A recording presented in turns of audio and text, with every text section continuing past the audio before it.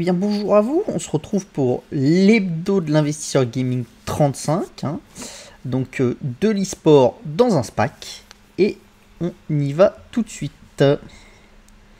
Donc toujours, comme d'habitude, hein, l'avant-propos, tout ce qui est dit ici, ce n'est absolument pas des conseils d'investissement, hein.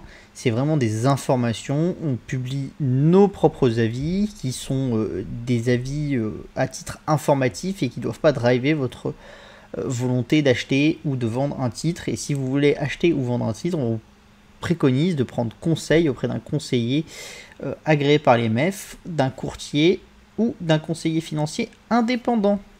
Allez, on y va. Donc le sommaire cette semaine, il y a vente console semaine 39, plus les meilleures ventes de jeux aux US en septembre, la FIFA qui tacle EA Games, Final Fantasy XIV toujours plus de joueurs, Xbox n'a pas fini sa croissance, la guerre des jeux NFT, Nintendo élargit son offre abonnement, parlons gaming et vos questions, et on fera après l'analyse de la SPAC FaZe Clan en dernier. Donc au niveau des ventes, on retrouve plus ou moins de ce que je vous avais dit, hein. Je vous avais dit avant la lancée de la Switch OLED qu'on avait des très petites ventes de la Switch et que c'était quand même des choses qui étaient intéressantes. Pourquoi? Parce qu'en fait, ça nous montrait quand même que il y avait eu des très bonnes... Enfin, que cette diminution très violente indiquait que les gens attendaient 1 ou 2 semaines pour avoir la Switch OLED.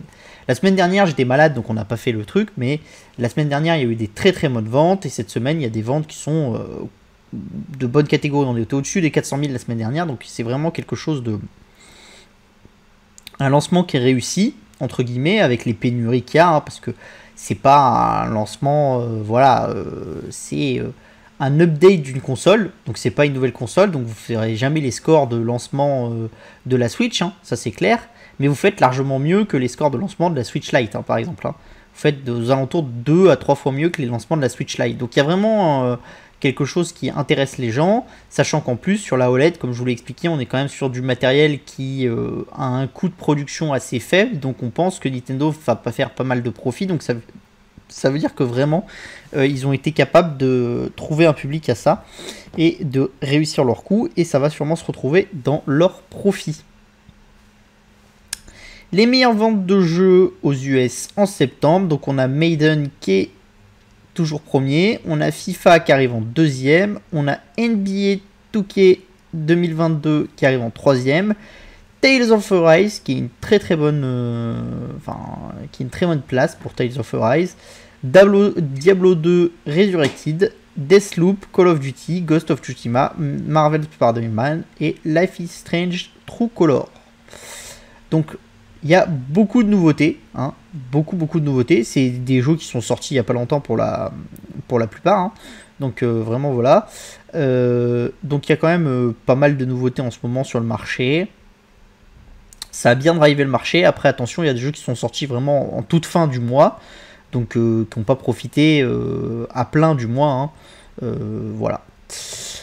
Au niveau des ventes, on fait 4,4 milliards en tout, plus 3% par rapport au même mois de l'année dernière. Sur les 10 premiers mois de l'année, le cumul est à 42,3 milliards, donc en hausse de 12%. Voilà. Les ventes de hardware, c'est la même chose. On est en hausse de 49,3% par rapport à l'année dernière. Ah, pas par rapport en août, il y a une petite coquille, hein, mais par rapport aux mêmes semaines de l'année dernière en septembre. Donc 49,3%. Depuis le début de l'année, on est en hausse de 49,2% à 3,4 milliards. Donc ça, c'est au niveau des consoles. Et par contre, les accessoires, ils perdent 12% sur un mois à 171 millions de dollars. Et sur l'année, ils perdent 9%, voilà, à quelques milliards. Donc voilà, ça montre bien ce qu'on se disait, hein. Les accessoires, ils ont quand même eu une capacité de surperformer le cycle à la hausse. Et maintenant, ils sous-performent le cycle, c'est-à-dire que maintenant que les jeux vidéo retrouvent une croissance qui est plutôt low digit, c'est-à-dire entre 0 et 5%, bah forcément, les accessoires, ils sont plus pénalisés. Et dès que ça va repartir, voilà. Comme je vous l'ai dit, hein, le cycle des accessoires, c'est un cycle où on s'équipe, on utilise son accessoire, puis après son accessoire, il perd de la valeur, on l'abîme, on machin, puis on recommence à s'équiper. Et c'est un cycle qui généralement dure sur des durées de 5-6 ans. Avec le Covid, ce cycle a été un peu allongé, de 2-3 ans. Je pense quand même que là on a atteint le haut du cycle et on commence à être abaissé. La question c'est est-ce que l'allongement de ce cycle va faire que le bas du prochain cycle sera encore plus violent que d'habitude ou non. Donc ça c'est vraiment une question quand vous valorisez des accessoristes, hein, des gens comme Guillemot, comme Fanatec, ce genre de choses. Parce que la baisse peut être très très violente et la question de la majorité des accessoiristes c'est qu'ils sont pas forcément rentables en bas de cycle, donc c'est combien ils vont perdre d'argent en bas de cycle. Donc ça c'est vraiment des choses qu'il faut regarder scrupuleusement. Et voilà. Autre truc intéressant, c'est la FIFA qui tacle EA. Donc en fait ce qui se passe c'est que la FIFA a réussi à renégocier ses contrats avec la FIFPro. Donc en fait la FIFPro dans la FIFA c'est un organisme un peu indépendant qui gère les droits de foot des joueurs, d'accord. Et ça je vous ai déjà dit que c'est très important parce qu'en fait ce qui fait que EA arrive à faire un jeu comme FIFA, ce qui fait que Take-Two arrive à faire un jeu comme 2K, c'est que vous avez l'ensemble des joueurs qui sont dans une association et qui vont vendre leurs droits, et en fait c'est pas à FIFA, enfin c'est pas à EA d'aller négocier avec Neymar, Mbappé, machin, et d'aller négocier au cas par cas. Sinon ça serait ingérable parce que chaque joueur voudrait sa petite enveloppe. Il y en a qui diraient mais je suis très important, d'autres qui seraient pas importants et tout, ça serait très compliqué.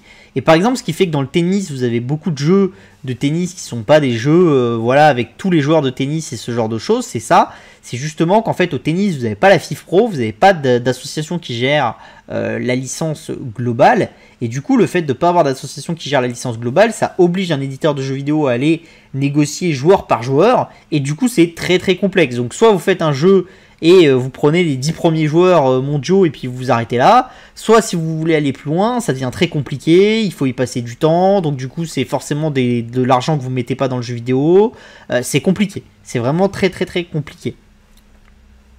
Mais là où ça se complique beaucoup, c'est que la FIFA maintenant commence à dire qu'elle pourrait faire un jeu, enfin qu'elle pourrait demander à EA de laisser de la place à d'autres jeux avec les licences FIFA. C'est-à-dire, l'idée c'est quoi pour EA, pour la FIFA, c'est de se dire que par exemple, PES pourrait avoir une partie des licences FIFA et il y aurait une compétition. C'est aller contre le monopole qu'a FIFA. La différence et la problématique principale de ce truc-là, c'est encore une fois l'argent. C'est-à-dire que FIFA veut toucher beaucoup plus d'argent de la part d'EA, ils veulent doubler le prix qu'ils touchent, hein, qui se chiffre en milliards, d'accord. Donc ils veulent doubler le prix. D'un autre côté, EA est prêt à doubler son prix et à payer plus cher la licence FIFA, mais à une seule condition, que FIFA augmente sa licence à des notions parallèles. Donc ce que EA demande, c'est par exemple que les droits autour des NFT, ils soient inclus dans la licence et qu'il y ait que EA qui ait les droits autour des NFT avec la FIFA, ce genre de choses. Donc ça vous montre vraiment des négociations, ça vous montre aussi à quel point un nom peut être problématique, c'est-à-dire que EA peut très bien se dire j'ai la licence FIFPro, j'ai quelques licences genre la Ligue des Champions, ce genre de choses, j'ai pas besoin de la licence FIFA, je m'en vais et puis voilà, je prends pas la licence FIFA et je pars sur un autre nom. Mais la licence FIFA, c'est quand même quelque chose d'assez important. D'un autre côté aussi, pour FIFA, c'est compliqué parce que comme c'est une manne financière qui est assez importante, s'ils partent sans EA, il faut qu'ils trouvent un nouveau partenaire et créer un jeu de foot, c'est pas si simple. Vous pouvez pas arriver et dire je vais prendre la licence, puis je vais mettre sur ma jaquette le nom de la licence et puis tout va bien se passer et ça va être nickel chrome et tout le monde va acheter mon jeu. Non, il faut que vous ayez des contenus derrière, des manières de faire. Et là où EA a réussi à faire quelque chose, c'est tout ce que je vous expliquais à travers son système de cartes et son système de online qui drive vraiment l'utilisation de FIFA. Et ça, pour un concurrent, ça sera quand même compliqué de le copier. Donc c'est un rapport de force entre la FIFA et entre EA. Et ça vous montre aussi l'importance de nouvelles licences pour EA. C'est-à-dire que l'extension de sa licence vers les NFT et vers d'autres secteurs comme ça, la blockchain, ce genre de choses, ils sont prêts à payer pour avoir cette extension. Ça veut dire qu'ils y trouvent de la valeur et qu'ils pensent qu'on peut faire des choses dans ce secteur-là. Donc ça, c'est des choses qui sont très très intéressantes pour nous en tant qu'investisseurs. C'est vraiment très très intéressant. Ça nous montre que les grands du secteur trouvent de la valeur dans ces technologies-là. On continue avec Final Fantasy toujours plus haut. Donc Final Fantasy XIV qui est un MMORPG, donc un jeu massivement multijoueur. C'est le premier de la série Final Fantasy, d'accord ? Et ce qu'on voit, c'est que c'est un jeu qui drive de plus en plus les revenus de Square Enix. Et pourquoi ? Parce que c'est un jeu qui est en très très forte croissance. Donc la première image là que vous avez, c'est celle de Final Fantasy, le nombre de joueurs, la population, d'accord, dans la population qui a joué, ok, dans les 5 dernières années. Vous avez la même chose pour World of Warcraft. Vous êtes en population active, et donc vous voyez que la population active de Final Fantasy XIV, elle monte depuis la création du jeu. Là où vous voyez quand même que pour World of Warcraft, il y a des moments ça monte, puis ça redescend, puis ça remonte très fortement, parfois avec le Covid, ce genre de choses, puis ça redescend. Et maintenant, Final Fantasy XIV est devant World of Warcraft. Donc ça vous montre vraiment une capacité. Plus le jeu va devenir et va continuer à faire cette croissance, plus sa part va être importante dans le business de Square Enix, et donc plus ça va vous amener, entre guillemets, un business stable. C'est-à-dire que le fait d'avoir des abonnés à un jeu MMO, ça vous amène un minimum de revenus par mois, puis vous avez une certaine vision sur quelques mois, pas quelques années, parce que les gens peuvent se désabonner, arrêter de s'abonner et tout. Mais ça, c'est quand même intéressant. Ce qui est surtout intéressant dans Final Fantasy XIV, c'est que depuis 2021, vous avez une très forte croissance. Et en fait, vous dépassez largement le nombre de joueurs actifs maintenant que ce qu'on avait en pleine période du Covid. Donc ça, c'est intéressant parce que si vous comparez à World of Warcraft, vous voyez que là, 2020, vous avez un pic avec le Covid. C'est-à-dire les gens n'ont rien à faire, ils se remettent à jouer à World of Warcraft. Vous voyez que vous avez exactement le même pic avec Final Fantasy. Vous voyez qu'après, vous descendez fortement, comme sur World of Warcraft, mais après, sur Final Fantasy, vous remontez très fortement et vous dépassez largement le pic du Covid. Et bah ça, c'est très très intéressant. Ça nous montre que vraiment, il y a beaucoup de valeur derrière Final Fantasy XIV. Et ça, c'est très très intéressant pour Square Enix. Ça montre vraiment la valeur du studio. Je pense aussi que quand le studio a fait l'objet de rumeurs de rachat de la part d'un fonds de private equity, je pense aussi que ce genre de données, c'est des données qui ont alimenté les envies du private equity parce que ça a une valeur. Et déjà, vous pouvez vous dire que si vous allez extraire Final Fantasy XIV du business gaming de Square Enix, vous avez une certaine valeur d'entreprise rien qu'avec ce jeu. Une valeur qui peut maintenant se chiffrer en plusieurs milliards. Donc ça, c'est quand même quelque chose qui est très très intéressant. Après, leur question, c'est de réussir à garder ce trend-là pendant encore quelques années et à essayer de l'amplifier et de garder les joueurs et d'avoir vraiment toujours cette croissance soutenue et de ne pas avoir de problématiques. Pour le moment, ils y arrivent toujours. Alors, ils ont des moments où ça redescend un peu comme maintenant, puis ça remonte, puis ça redescend. Mais c'est vraiment quelque chose d'intéressant. Il faudra voir à la fin de l'année où ça se situe un peu. Mais c'est vraiment quelque chose de très très intéressant pour nous.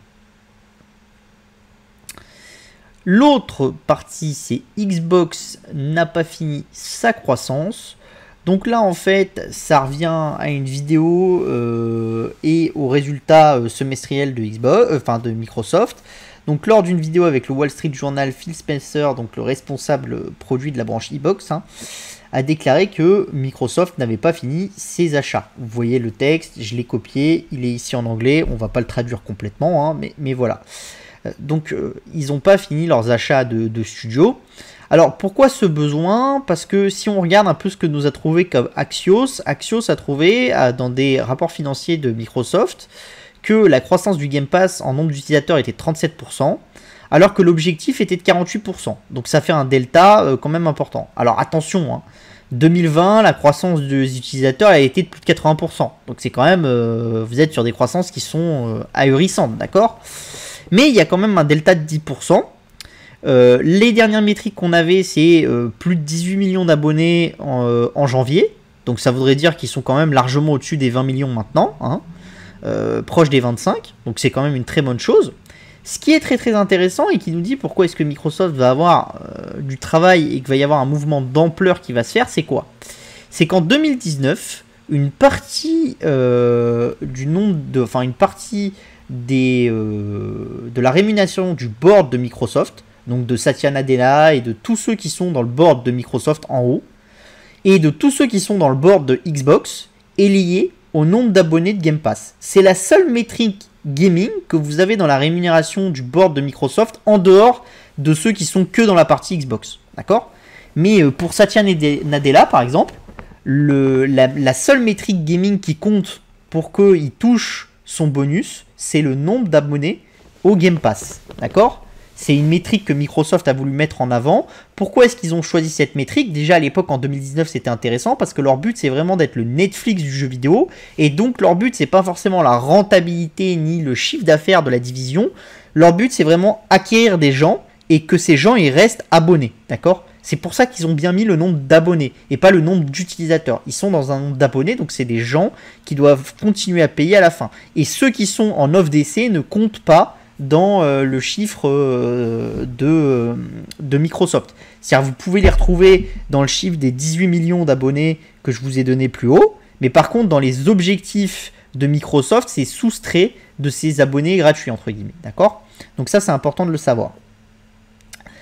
Le fait que ça soit cette seule métrique, c'est quelque chose qui est intéressant parce que vous pourriez me dire, bah, ils vont juste pas la remplir puis ils n'auront pas de package. Mais ce qui est intéressant, c'est que cette métrique, elle vient avec un package à horizon 2023-2024 qui va déclencher un gros nombre d'actions. Pour Satya Nadella, ça chiffre quand même en plusieurs millions de dollars. C'est même au-dessus de 10 millions de dollars.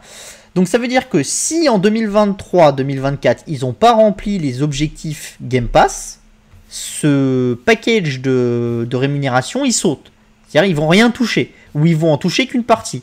S'ils ont réussi cet objectif, ils vont toucher ce package. C'est courant aux États-Unis, ça se fait un peu moins en France, mais et on devrait le faire plus souvent. Mais souvent aux États-Unis, quand vous donnez des objectifs à un management, vous donnez des objectifs à court terme, à long terme, et à moyen terme et à long terme. Et vous allez accompagner votre package d'actions. Donc par exemple, vous allez dire l'objectif à court terme, ça te fait gagner 100 actions, à moyen terme 1000 actions, et l'objectif à long terme 100 000 actions. Et donc du coup, les gens ils sont incentivés à réussir les objectifs de très long terme. Voilà. Et donc, et après, vous allez jouer sur les systèmes de package. C'est-à-dire que si par exemple vous voulez plus qu'une division se développe qu'une autre, vous allez lier vos packages plutôt au développement de cette division-là, ce genre de choses. Donc ça, c'est aux actionnaires de décider les angles sur lesquels il faut plus se développer que d'autres. C'est des choix qui sont difficiles. Des fois, les actionnaires peuvent faire les meilleurs choix et des fois les moins bons. Ça dépend vraiment du moment. Mais du coup, ça vous montre qu'il y a vraiment un besoin pour Microsoft et surtout pour son board, s'ils veulent valider ce plan d'action gratuite, d'aller sur des acquisitions nouvelles. Pourquoi? Parce qu'en fait, quand vous regardez un peu la croissance du Game Pass, elle est liée à 2-3 petites choses. Il y a une croissance voilà, qui est liée au prix, qui est liée au nombre de... Enfin, voilà. Et vous avez une forte croissance qui est liée au nombre de jeux. Et en fait, si vous avez des jeux, plus vous avez d'exclusivité, plus vous avez des jeux qui sont exclusifs Game Pass, que vous ne pouvez pas avoir ailleurs et tout, plus vous allez avoir d'abonnés au Game Pass. Donc vraiment, il faut faire très attention parce que moi, je pense que dans les 6 mois, 18 mois qui arrivent, Microsoft va vraiment être très agressif sur son Game Pass, justement pour que le board de Microsoft ait des chances de remplir ses objectifs parce qu'il faut rattraper le retard qui a été pris là en nombre d'abonnés, d'accord? Et puis il faut aussi aller vers le nombre d'abonnés d'objectifs. Alors après, on n'a pas l'objectif détaillé de 2024, on a des objectifs de croissance qui sont affichés année par année dans le bilan, mais les objectifs détaillés, ils sont connus que du board, donc vous ne pouvez pas savoir quelle est la croissance qui est demandée en 2022, 2023, 2024. C'est sûr que si votre croissance de 2021 qui était demandée, c'était 48%, qu'on fait 30 et quelques, et que la croissance par contre qui était demandée en 2022, 2023 et 2024 c'est 15, vous avez des chances de la réussir. Il y a peu de chances que ça soit comme ça. Si la croissance demandée en 2022 par exemple c'est 30 et qu'on demandait 48 en 2020, en 2021, bah, vous voyez que déjà en faisant 37 maintenant, il va falloir rattraper ce qu'on n'a déjà pas eu. Donc ça veut dire qu'en 2022, la croissance que vous devenez obtenir, elle est supérieure à 40%. Donc il faut quand même mettre du charbon dans la machine. Hein. Et il va falloir charbonner très dur. Donc ça veut dire qu'au niveau du nombre d'acquisitions, des acquisitions qu'il va y avoir, vous avez quand même des acteurs qui sont toujours là et qui ont une force de frappe et qui ont une volonté d'acquérir. Donc quand on vous dit le secteur est en crise, ce genre de choses, il faut aussi se mettre en perspective que vous avez de plus en plus d'acteurs qui veulent acquérir des studios et que vous avez de moins en moins de studios à acquérir. Donc même des gens qui détiennent des anciens jeux vidéo, ce genre de choses, du catalogue, ça devient important pour des acteurs comme Sony et comme Microsoft d'aller les acquérir parce que vous avez besoin d'aller driver le nombre d'abonnés à vos services. Après, il y a d'autres bonnes nouvelles hein, pour Microsoft. Dans les résultats financiers qu'on a eu là, il y a plusieurs bonnes nouvelles. Donc au niveau du nombre de Xbox vendus, ils sont un peu plus hauts qu'espéré parce qu'ils ont réussi à avoir une acquisition de composants qui s'est un peu améliorée. Par contre, ils nous disent toujours que la demande est très supérieure à l'offre et qu'ils ont toujours énormément de mal à satisfaire la demande. Donc ça, c'est toujours la problématique des puces. Hein. Donc ça, c'est ce que je vous ai expliqué. Hein. Ceux qui sont abonnés à New Tech Insider, ils savent qu'on en avait parlé en début d'année. En début d'année, je me souviens, quand on en a parlé, il y avait des gens qui disaient Q3 de cette année, ça sera fini. Vous voyez qu'on est en Q3 et que Microsoft vous dit ça va être compliqué. Et quand on regarde le conf call ce que Microsoft dit aux analystes, c'est Q2, Q3 de l'année dernière et de l'année prochaine, au mieux, on sera bien. Moi, je pense que maintenant, de plus en plus, hein, je suis sur plutôt Q1 2022, Q1 2023 pour une normalisation, de plus en plus. Hein. Je pense qu'on va quand même avoir toujours des pénuries. Alors, elles vont être beaucoup plus limitées, mais elles vont toujours être fortes. Donc, par exemple, quand on vous dit dans le secteur automobile, je vois certains équipementiers dire « Ouais, S2 2022, ça va être mieux et tout ». À mon avis, le retour, il va être très progressif au S2 2022 et là, on va commencer à être beaucoup plus souple et on va tomber sur quelque chose d'intéressant, c'est Q1 2023. Donc ça veut toujours dire que pour les acteurs des semi-conducteurs, il y a quand même des capacités à installer, des choses à faire. Donc le marché va quand même être drivé pendant un certain temps. Après, on va passer à la guerre des jeux NFT. Donc en fait, ce qui se passe, c'est que vous avez de plus en plus de jeux qui sont liés aux NFT, donc où vos personnages sont des NFT, ce genre de choses, où les équipements à l'intérieur du jeu sont liés à des NFT, des jeux blockchain, il y en a de plus en plus, d'accord? Il y en avait certains qui étaient sur Steam, dont un jeu qui s'appelle Age of Rust, qui est un jeu de tableau en fait, et vous... Enfin, un peu un Candy Crush-like, mais en différent, on va dire. En assez différent, même. Et ce qui s'est passé, c'est que Steam a décidé que les jeux NFT, à partir de mi-octobre, c'est interdit sur la plateforme. Ce qui s'est passé, c'est que tout de suite, il y a eu la réaction de la part de Epic Games avec son store. Et en fait, les jeux NFT et les jeux blockchain sont autorisés sur l'Epic Games Store. Attention par contre, parce que il y a des restrictions qui sont mises en place qui sont très importantes sur l'Epic Games Store. C'est-à-dire qu'il faut que vous prouviez que par exemple si les gens font du bénéfice en vendant des NFT, c'est déclaré aux impôts. Enfin, il faut mettre en place tout un système de gestion de vos NFT et de la valorisation de ces NFT et des wallets qui sont liés et tout, qui est quand même vachement complexe et que beaucoup de jeux ne mettent pas en place. Après, attention, moi je trouve que c'est une très bonne chose parce que ça veut dire que si quelqu'un arrive avec un wallet professionnel, arrive à se mettre sur une plateforme comme Epic Games et à être vraiment sérieux, ça valide tout à fait la thèse du play to earn et des jeux NFT et ce genre de choses. Et donc ça valide vraiment un secteur où vous étiez avant vraiment sur des jeux NFT que je trouvais pour la plupart de mauvaise qualité, qui permettaient de gagner beaucoup d'argent à certains, mais c'était plus de la spéculation.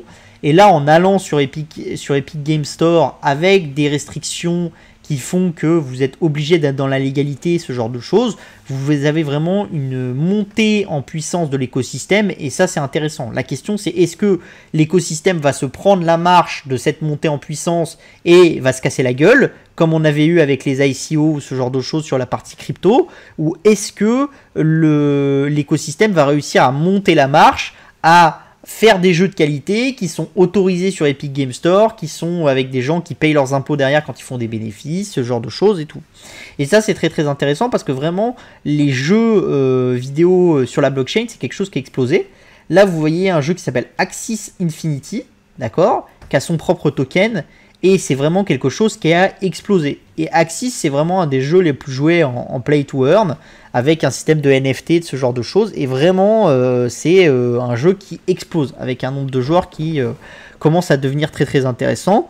Bon, moi je pense qu'on est sur des valorisations complètement dingues, hein, parce que vous payez Axis quasiment en totalement dilué. La capitalisation d'Axis revient à 50% de la capitalisation de Activision Blizzard, donc c'est des choses qui sont quand même considérables.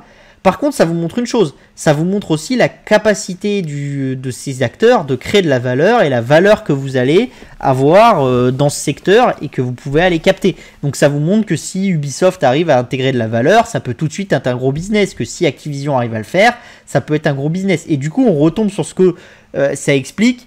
Pourquoi est-ce que EA Game est prêt à doubler ce qu'il donne à FIFA si FIFA lui donne les droits sur les NFT? Parce que du coup, derrière, il y a tout un écosystème qui peut se mettre en place avec des trading de cartes, ce genre de choses, comme vous avez avec notre magnifique licorne Sorare en France. Et donc, vous voyez bien qu'il y a un énorme potentiel et qu'il y a beaucoup de choses à faire. Et ça vous montre que la valeur dans le jeu vidéo va être de plus en plus, on va vendre le contenu, vendre les choses qu'on a faites, qu'on veut pas, vendre nos items, ce genre de choses pour les donner à d'autres. Et donc il y a vraiment énormément de choses et énormément de valeur à trouver dans le jeu vidéo et le partage de la valeur, il va être considérable. On va faire du jeu vidéo quasiment une plateforme sur laquelle vous rentrez dans la plateforme, vous jouez et puis après vous voulez vendre votre compte, vous vendez votre compte, vous voulez vendre un NFT, vous vendez un NFT et du coup forcément la valeur créée et la valeur que vous pouvez faire, elle est considérable, hein. Vraiment c'est très très important. On a aussi Nintendo qui, lors de son dernier Nintendo Direct, nous a annoncé ses nouvelles offres d'abonnement. Donc avant, vous aviez le Nintendo Online qui permet de jouer aux jeux online. Et maintenant, ils vont lancer ce qu'on appelle les packs additionnels. Donc l'abonnement individuel, on est à 40 €. L'abonnement familial, on est à 70 €. Donc de plus en plus, il y a de plus en plus de choses qui sont prévues dedans. Donc par exemple, vous avez les extensions d'Animal Crossing. Si vous prenez l'abonnement avec les packs additionnels, vous avez les jeux rétro, d'accord, donc de la Super NES, enfin de la GameCube, de la Nintendo 64 et tout ça. Donc ça c'est intéressant, ça montre à chaque fois aussi l'ajout de valeur, l'addition de valeur qu'il y a chez Nintendo, c'est-à-dire on fait un online et puis on fait des petits packages au-dessus et à chaque fois on va aller grappiller 3-4 €, mais grappiller 3-4 € sur des millions de joueurs, bah, ça fait des millions d'euros, multiplié par 12 parce qu'il y a 12 mois dans l'année, bah, ça fait des dizaines de millions d'euros et vous êtes sur des projets qui ne coûtent pas des dizaines de millions d'euros. Donc forcément vous créez énormément de valeur et énormément de cash. Donc ça c'est quand même intéressant pour Nintendo, ça montre vraiment toujours la mise en avant de nouvelles offres chez Nintendo qui est vraiment plus importante que dans le cycle de la Wii, hein. On est vraiment sur le cycle de la Switch, sur quelque chose de beaucoup plus qualitatif où Nintendo fait beaucoup plus d'efforts et va chercher beaucoup plus de valeur que ce qu'il faisait à l'époque de la Wii, hein. On a Twitch aussi qui est en hausse, d'accord. Donc on est en hausse de nombre d'heures regardées de 20% et sur Facebook Gaming on est en hausse de 50% en year over year, donc c'est-à-dire septembre de l'année dernière. Ce qu'on voit toujours c'est que bon bah vous voyez que chez Twitch c'est pas une croissance mois après mois, hein. Mois après mois c'est une décroissance. Chez Facebook, vous voyez qu'il y a une croissance mois après mois. Après, on n'est pas du tout sur les mêmes nombres d'heures regardées. On n'est pas du tout sur la même puissance de plateforme. Je pense toujours que Twitch a de l'avance. La question, c'est est-ce que Facebook va être capable de le rattraper? Je pense quand même que quand Facebook va commencer à dépasser les 1 million les 1 million d'heures regardées, les 1 milliard d'heures regardées, ça va commencer à être un peu compliqué de continuer à croître. Il va se passer la même chose que chez Twitch. et on verra une croissance year over year, mais plus forcément quarter over quarter. Et ça, c'est quelque chose d'important à comprendre. Quand vous avez une croissance year over year, c'est-à-dire que vous avez une croissance par rapport à l'an dernier sur la même période. Quand vous avez une croissance quarter over quarter, c'est par rapport au mois d'avant ou par rapport au trimestre d'avant, vous avez une croissance. Et ça, c'est intéressant. Une société qui a une croissance tous les mois, mettons une société qui a une croissance de 10% mois après mois, bah, ça veut dire qu'à la fin de l'année, la croissance de la société est considérable, largement au-dessus des 100%. Donc vous avez une capacité de scale qui est considérable. Et quand vous êtes sur des boîtes où vous voyez quand même une croissance mois après mois qui est toujours importante, ça c'est des choses qui peuvent être très très intéressantes. Même si la croissance est assez faible, hein, si vous êtes sur une société un peu plus industrielle et que la croissance mois après mois elle est de 5%, enfin de allez, 2 ou 3%, c'est vite quelque chose qui peut être considérable et qui peut vous amener énormément de valeur. Donc ça, c'est des choses vraiment à surveiller. Je vous invite toujours, quand vous essayez de faire une vision d'une société, prenez le chiffre d'affaires au minimum trimestriel, si vous ne l'avez pas en mode mensuel. La plupart du temps, vous ne l'avez pas en mode mensuel, ou la métrique de nombre de visites ou de ce genre de choses, et vous la tracez sur 2 ou 3 ans, en mode, si vous l'avez en mensuel, c'est mieux. Si vous l'avez qu'en trimestriel, en mode trimestriel. Et vous voyez trimestre après trimestre, trimestre versus le trimestre d'il y a 2 ans, ce genre de choses. Et ça va vous donner beaucoup d'indications qui vont vous donner une vision de la société à très long terme. Et ça vous permet aussi, quand vous êtes par exemple sur des sociétés comme Guillemot, qui ont profité d'un cycle très très important, bah, vous pouvez essayer de retracer le cycle sur 10-15 ans en chiffre d'affaires et du coup vous voyez des parallèles et ça peut vous donner des idées et vous donner des potentiels soit d'opportunités soit de risques qui peuvent se présenter à vous, et ça c'est intéressant. On passe après au Parlons Gaming, d'accord, donc c'est les petites news. Ce qu'il y a d'intéressant dans nos news cette semaine, c'est quoi? Vous avez quelque chose qui est intéressant, c'est le fait que Riot Games a fait l'acquisition de Kanga, qui fait des fan hubs, donc des espaces qui permettent aux gens de se connecter avec des fans et de connecter fans et équipes e-sportives, fans et leurs streamers favoris, et de vendre des produits dérivés. Donc ça, c'est des choses qui sont très très intéressantes. Ça montre vraiment l'implication de Riot Games là-dedans. Ça montre aussi que vous avez de la valeur à capter, parce que si par exemple au sein du jeu League of Legends, vous avez un fan hub par exemple de Fnatic, et vous avez la possibilité d'acheter les t-shirts de Fnatic, bah, ça veut dire que quand Riot va vous pousser à acheter des t-shirts de Fnatic, bah, ils vont gagner un pourcentage. Et que du coup, bah, pour l'achat, pour l'utilisateur, c'est un achat dans le jeu, donc avec les moyens de paiement qu'il a déjà mis dans le jeu, ce genre de choses. Donc ça simplifie le parcours d'acquisition, ça donne des nouveaux revenus à Riot Games, et tout ça, ça va vraiment dans le sens que l'e-sport prend quand même de l'importance, et ça je vous en parle depuis un certain temps en vous disant que l'e-sport c'est vraiment une méga tendance, et il se passe quelque chose, et c'est vraiment un nouvel angle du sport qui arrive, et il y a des choses intéressantes. On va le voir en détail un peu plus loin. L'autre news qui était intéressante, c'est Square Enix qui ouvre un studio 100% mobile à Londres. Donc ça va aussi dans le même sens, toujours dans l'idée de vous dire que les studios de jeux vidéo, maintenant, ils sont pas uniquement mobiles ou uniquement console, mais ils sont vraiment de plus en plus horizontalisés sur tout le cycle du jeu vidéo. Donc c'est-à-dire mobile, console, machin. Et de plus en plus, ils essayent d'aller chercher la valeur ailleurs, donc dans les séries, dans les films, ce genre de choses. Gameloft qui veut se relancer et qui veut sortir des jeux consoles en plus de jeux mobiles, alors que c'était un acteur pur gaming, pur mobile. Donc là c'est exactement la même chose que Square Enix, mais dans le sens inverse, hein. C'est un acteur qui était purement mobile et qui va maintenant dans le jeu vidéo console. Ce qui est intéressant, c'est que c'est un acteur qui est détenu par Vivendi, qui a énormément de cash en ce moment à investir. Donc il y a beaucoup de gens qui parient sur le fait que Vivendi va commencer à investir fortement en fusion-acquisition dans ce secteur. Moi, j'en suis pas convaincu. Je pense plutôt qu'ils vont essayer d'y aller étape par eux-mêmes, et qu'ils sont en train d'essayer d'aller dans le jeu vidéo console, et puis après ils feront les choses. Mais pour Vivendi, faire une grosse acquisition dans le gaming, ça serait quand même investir beaucoup du cash qu'elle a. Si Vivendi voulait acquérir par exemple Ubisoft, ça serait vraiment utiliser quasiment tout le cash qui reste de la société. Donc ça commence à faire, sachant qu'ils ont quand même des choses à faire dans les médias. Donc je pense plutôt qu'ils vont essayer dans le jeu vidéo d'y aller par organique, ce qui n'est pas forcément une mauvaise idée, hein. Après, il faut qu'ils réussissent à le faire au niveau RH et ce genre de choses. Ça, c'est pas forcément facile parce que Bolloré a quand même des casseroles.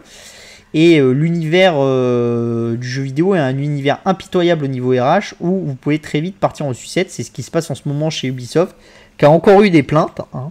Bon, je les ai pas mis cette semaine parce qu'on va pas en faire toutes les semaines non plus. Mais il y a encore eu des plaintes des développeurs d'Ubisoft contre la société et contre sa manière de traiter les relations hiérarchiques. Donc ça aussi, complexe. Il y a God of War qui arrivera sur PC, donc ça c'est intéressant. C'est la vision de Sony de sortir ses exclusivités du tout PlayStation et d'aller aussi sur le PC. Donc ça c'est déjà intéressant, ça va ramener des revenus à Sony. Puis ça montre aussi qu'au bout d'un moment, quand une licence vous l'avez en exclusivité depuis un certain temps, bah elle apporte plus grand chose. C'est-à-dire que les gens qui aiment God of War, ils ont déjà acheté une PS5, ils ont déjà acheté le dernier, voilà. Ceux qui l'ont pas acheté et qui n'ont pas acheté la console, ils achèteront pas le jeu parce que le jeu est pas sur PC. Donc là c'est intéressant, ça montre la valorisation, ça montre vraiment l'attrait de la plateforme de Microsoft, hein, du PC dans l'univers du gaming. Donc ça c'est quand même quelque chose qui est très intéressant. Après vous avez CD Projekt Red qui a fait l'acquisition de Molas Flood, donc qui est un studio. Ça vous montre aussi que même CD Projekt Red, qui était plutôt un acteur pour de la croissance organique pure en créant ses propres jeux et tout, bah maintenant ils sont aussi dans une course à la taille et eux aussi ils font des acquisitions. Donc ça vous montre encore que malgré le fait que le secteur est boudé par les investisseurs, ce genre de choses, il y a de plus en plus d'acquisitions. Alors pour le moment il n'y a pas de grosses acquisitions sur le marché, c'est plus des petites acquisitions dans le private equity, ce genre de choses. Mais je pense que si les acteurs du secteur continuent à voir leur cours de bourse massacré, il va commencer à y avoir des acquisitions agressives sur le marché. Vous aviez eu déjà au début, enfin à la moitié de l'année, l'acquisition de Sumo en Angleterre par Tencent. Mais je pense qu'il va y avoir d'autres acquisitions dans un futur très proche vu les valorisations et qu'il y a des gros du secteur qui sont là et qui ont un besoin impérieux de se renforcer. Donc voilà. Donc maintenant, on va passer à vos questions. Et après, on fera la petite présentation sur FaZe Clan. Est-ce qu'il y en a des questions? Normalement, on devrait avoir des questions. Vous êtes 22, enfin 25. On a du mal à faire de la croissance, hein. Dommage.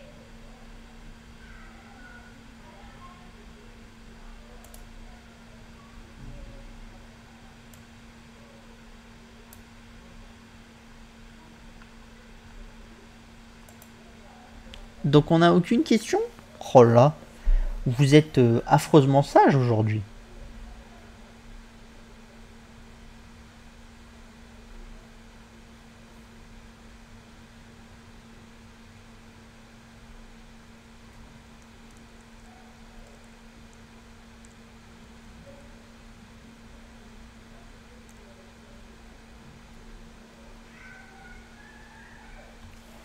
Bon bah du coup on va passer à l'analyse de FaZe Clan, hein. Bon, bah voilà. C'est que ça devait être tellement clair qu'il n'y avait pas de choses à rajouter. Bon, n'hésitez pas à poser vos questions pendant l'analyse de FaZe Clan, on finira, on les regardera à la fin, hein. Donc, let's go, on va sur FaZe Clan, d'accord. Donc c'est ici. Donc on va commencer par la petite vidéo de présentation. Je pense que c'est assez important pour nous de comprendre un peu ce que ça représente FaZe Clan, ce qui se passe derrière et tout. Donc voilà. Donc je vais vous montrer la petite vidéo de présentation qu'ils ont fait qui dure 2 minutes 30. Alors le son est un peu fort, je vais le baisser un peu pour que vous ayez pas trop les oreilles. Mais voilà, et on se retrouve juste après.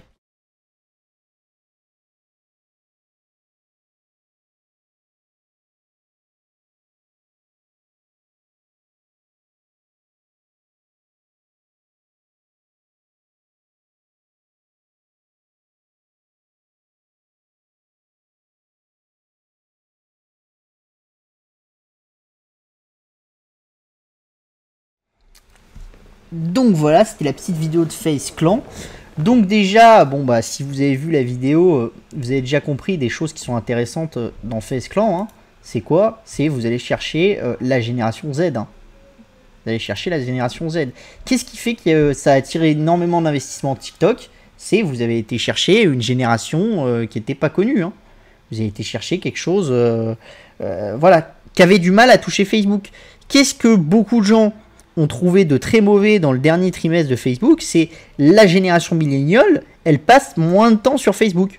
D'accord? Et donc vous essayez tout le temps d'aller cibler les jeunes, parce que les jeunes, c'est les futurs consommateurs. Et donc là, vous voyez bien que l'e-sport, c'est une manière d'aller cibler une catégorie de population qui sont les jeunes, voire même les très jeunes, et de les toucher de manière vraiment considérable. Vous avez vu dans la vidéo, hein, on le voit bien, c'est plusieurs choses. Hein.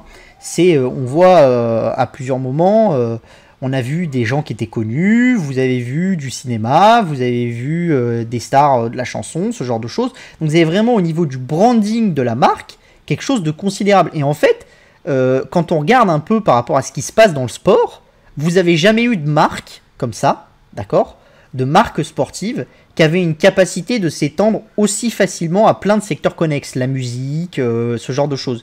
Les marques de foot, elles n'ont jamais vraiment réussi à sortir en dehors du foot et des t-shirts, des choses comme ça. Ça a toujours été marginal. Là, vous voyez, ils arrivent à créer leur propre label de musique, leur propre machin, donc ils arrivent vraiment à créer de la valeur dans plein de secteurs, et on va le voir en détail, c'est vraiment très intéressant. Donc c'est pour ça que je pensais qu'il fallait en parler. C'est une SPAC quand même qui va coter 1 milliard, hein, donc c'est quand même quelque chose d'important. Hein. FaZe Clan, c'est la plus grosse boîte, la plus grosse équipe e-sport au monde. Pourquoi c'est intéressant? Parce qu'aussi, à l'époque, on avait dit faut-il investir dans l'e-sport et Fnatic. Hein. C'était 7 décembre 2020, hein, souvenez-vous. Donc ça, c'était un article qu'on avait fait à l'époque sur Opportunité Techno, donc je vous encourage à le relire, avec les métriques de l'époque. Les métriques, elles ont fait que grossir avec le Covid et avec ce genre de choses. Hein. D'accord? Donc moi, à l'époque, je vous avais dit que je vous avais investi dans Fnatic, j'ai investi dans d'autres équipes e-sport, donc c'est de l'investissement extrêmement risqué, il faut bien savoir. Là, vous êtes au tout début du cycle, vous savez pas, vous avez déjà le risque sportif, c'est comme quand vous investissez sur une équipe de foot, donc vous avez un risque sportif, et en plus, vous avez le risque, c'est-à-dire que la conversion de nombre de gens qui regardent vos streams en clients qui vont acheter des places pour venir vous voir et tout, c'est quand même un travail, et vous n'êtes pas sûr que c'est l'équipe A qui va réussir, ou l'équipe B, mais moi, je pense par contre que la valeur qui est créée, elle est considérable, hein, vraiment très importante. Donc on l'avait vu, hein, il y a plein de métriques qui étaient mis dans le papier, qui vous expliquaient. Si on regarde, hein, j'ai pris un peu les métriques, hein, si on avait acheté du Fnatic à l'époque, enfin moi c'est ce que j'ai fait, si on regarde les métriques qui sont sélectionnées par FaZe Clan, on a acheté Fnatic à l'époque sur la base d'une valorisation juste en dessous de 100 millions de livres, d'accord ? À l'heure actuelle, si on prenait les métriques de FaZe Clan, le nombre de fans, ce genre de choses, l'historique de la marque, ce genre de choses, on serait sur une valorisation de Fnatic qui est entre 200 et 250 millions d'euros. Donc on serait entre guillemets sur un fois 1,8, voilà, on aurait fait 80% sur un an. Alors ça veut rien dire, vous n'avez pas de liquidité, c'est du private equity, faut pas non plus, voilà, mais ça vous montre quand même qu'il y a de l'avenir et qu'il y a des choses qui se passent. Donc maintenant, on va tout de suite aller voir la présentation de FaZe Clan. Hein.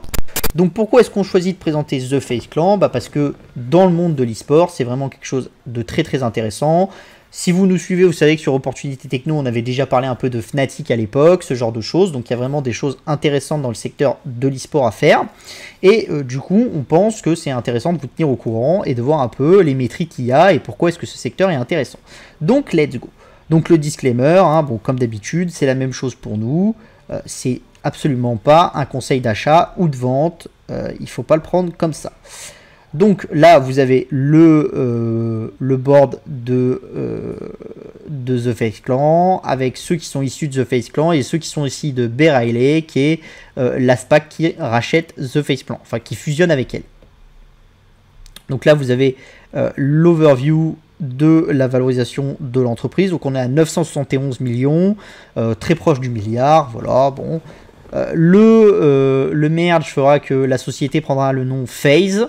Donc ça c'est important parce que c'est quand même une société qui est très connue par la génération Z et les millenniums, qui sont une génération qui traite beaucoup les marchés, donc ça peut attirer un peu aussi. Donc ça c'est intéressant de le savoir. Ce qui est vraiment intéressant sur The FaZe Clan. C'est quoi? On va vous zoomer un petit peu pour voir tout le slide. Comme ça, alors, hop là, voilà. C'est le nombre d'interactions. Donc vous êtes sur 120 millions d'interactions uniques sur les réseaux sociaux. Hein, donc c'est quand même quelque chose de très très important. Vous êtes sur des interactions sur plusieurs jeux, c'est-à-dire que contrairement à quand vous achetez si vous achetez des actions du PSG ou de l'Olympique Lyonnais ou ce genre de choses, les interactions que vous avez avec les fans, c'est autour du foot principalement, que ça soit le foot masculin ou le foot féminin. Les autres sports, les autres secteurs, c'est vraiment anecdotique. Là, l'avantage, c'est que dans l'e-sport, vous avez généralement pas un sport qui prend 90% des interactions de la marque et les autres représentent rien du tout. Vous avez généralement un sport qui prend beaucoup plus le poids sur les autres. Donc par exemple, chez Fnatic, ça serait plutôt League of Legends. Chez The FaZe Clan, ça serait plutôt Fortnite. Mais après, voilà, vous avez tous les autres supports qui sont quand même importants. Et même si vous en avez un qui est un peu plus important que les autres, tous les autres sports ont quand même le mérite d'exister.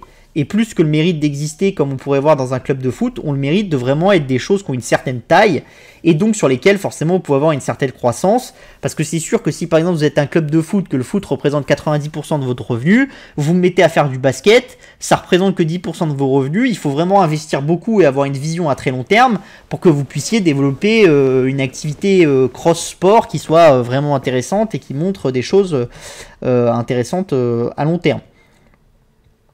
Donc, après le marché global, ce qui est intéressant, c'est que vous êtes sur un CAGR, donc une croissance qui est attendue de 21% par an de 2021 à 2028.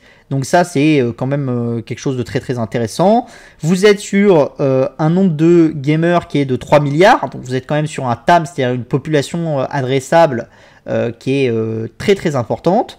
Vous êtes sur 400 millions de personnes qui regardent de l'e-sport, d'accord, avec une croissance moyenne par année de 8%. Donc vous êtes sur des choses qui sont vraiment considérables, qui vont dépasser la plupart des sports que vous connaissez, le basket, ce genre de choses. Donc vraiment, c'est très très intéressant. Donc vous avez 80% de l'audience de The FaZe Clan qui est entre 13 et 34 ans. Donc ça, c'est vraiment intéressant, c'est ce que je vous montre, c'est ce dont je vous parle. Pour une marque, c'est très très compliqué d'aller cibler cette génération-là. Pourquoi? Parce que quand ils sont sur Internet, ils ont des adblocks, ce genre de choses. Quand ils sont à la télé, en fait, ils écoutent pas vraiment les pubs et puis la télé, ils la regardent pas tant que ça. Quand ils sont sur les réseaux sociaux, ils aiment pas forcément être targetés par des pubs et tout. Donc en fait, pour une marque, c'est très très intéressant de se lier à une équipe e-sport parce que ça permet de toucher ces gens-là d'une manière qui est moins agressive. C'est-à-dire, vous allez faire un partenariat, on va voir que certaines marques font des partenariats et il y a des choses très très intéressantes derrière et du business très très lucratif derrière. La génération Z va avoir un revenu de 33 milliards de dollars en 2030. Donc il y a quand même du pouvoir de consommation de cette génération-là.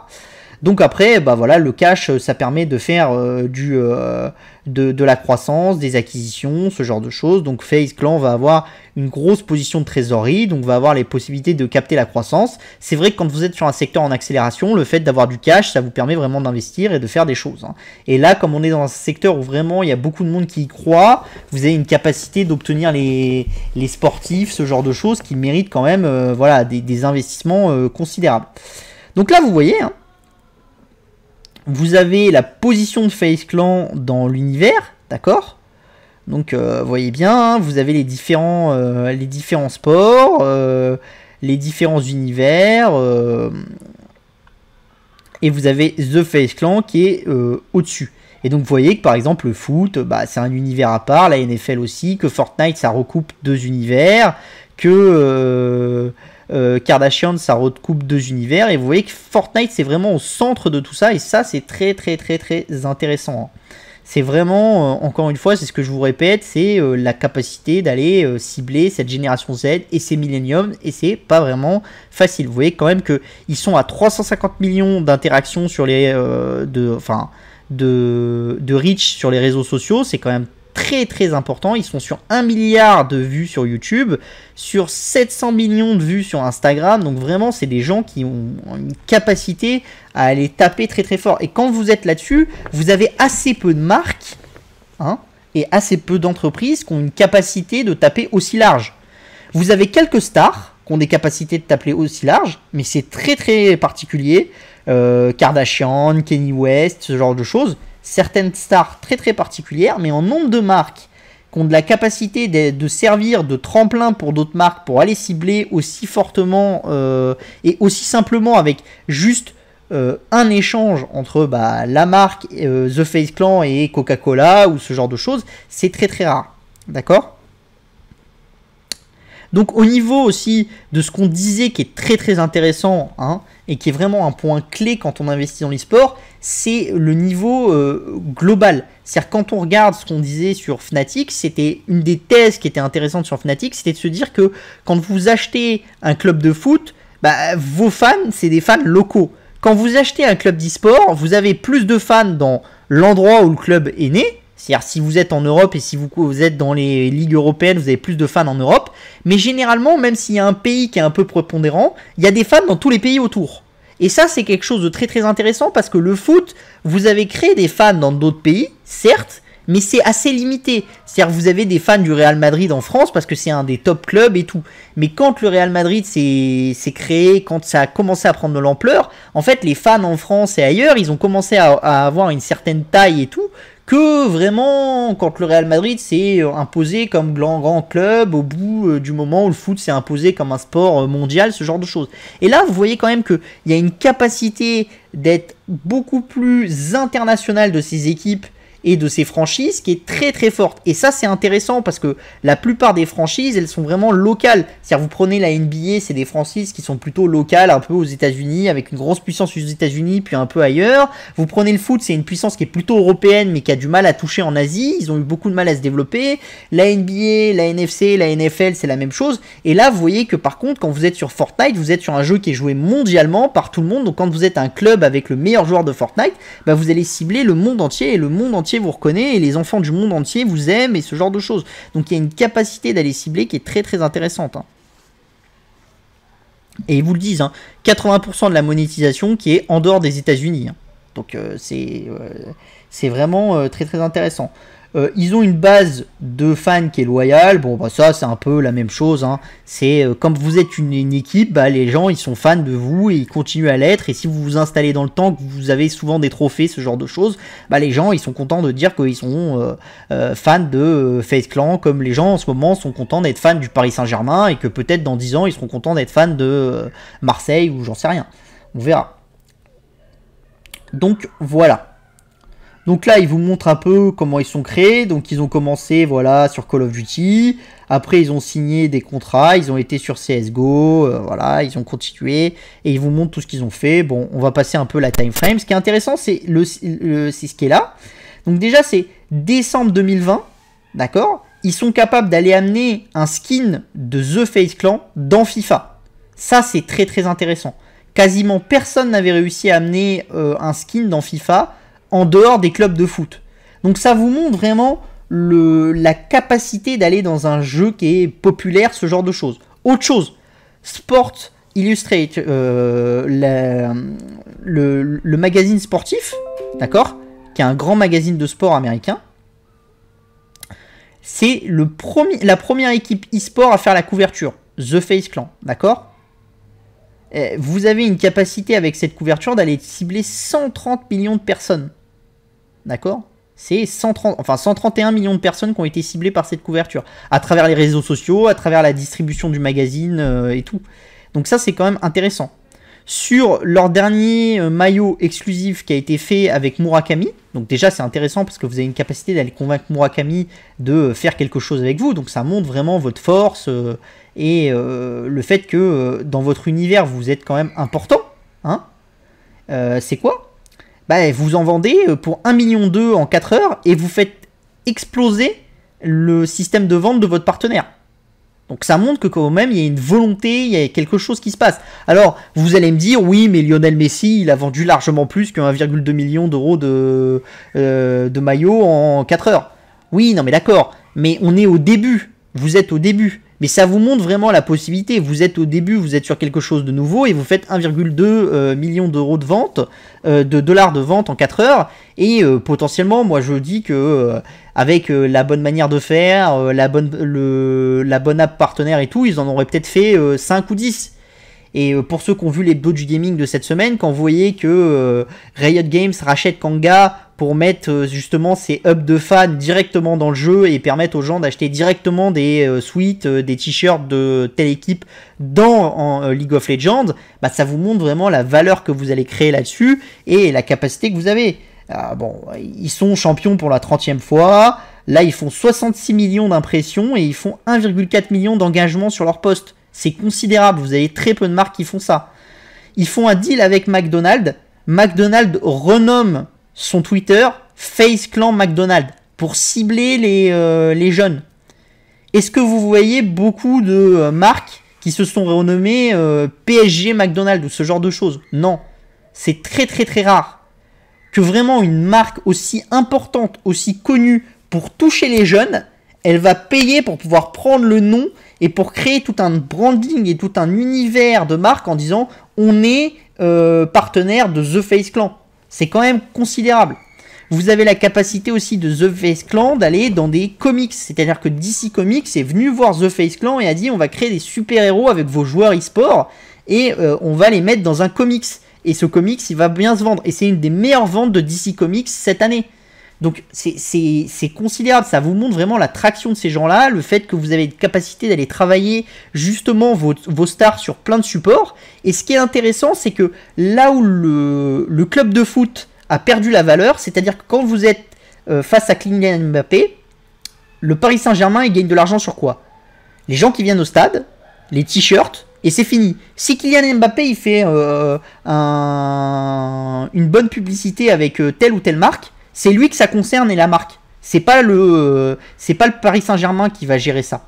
L'avantage que vous avez dans l'e-sport et dans ces clubs-là, c'est que ces clubs sont organisés d'une telle manière qu'en fait, c'est eux qui gèrent la carrière des sportifs et toute la carrière marketing de ces gens-là, qui sont des objets marketing digitaux, en fait.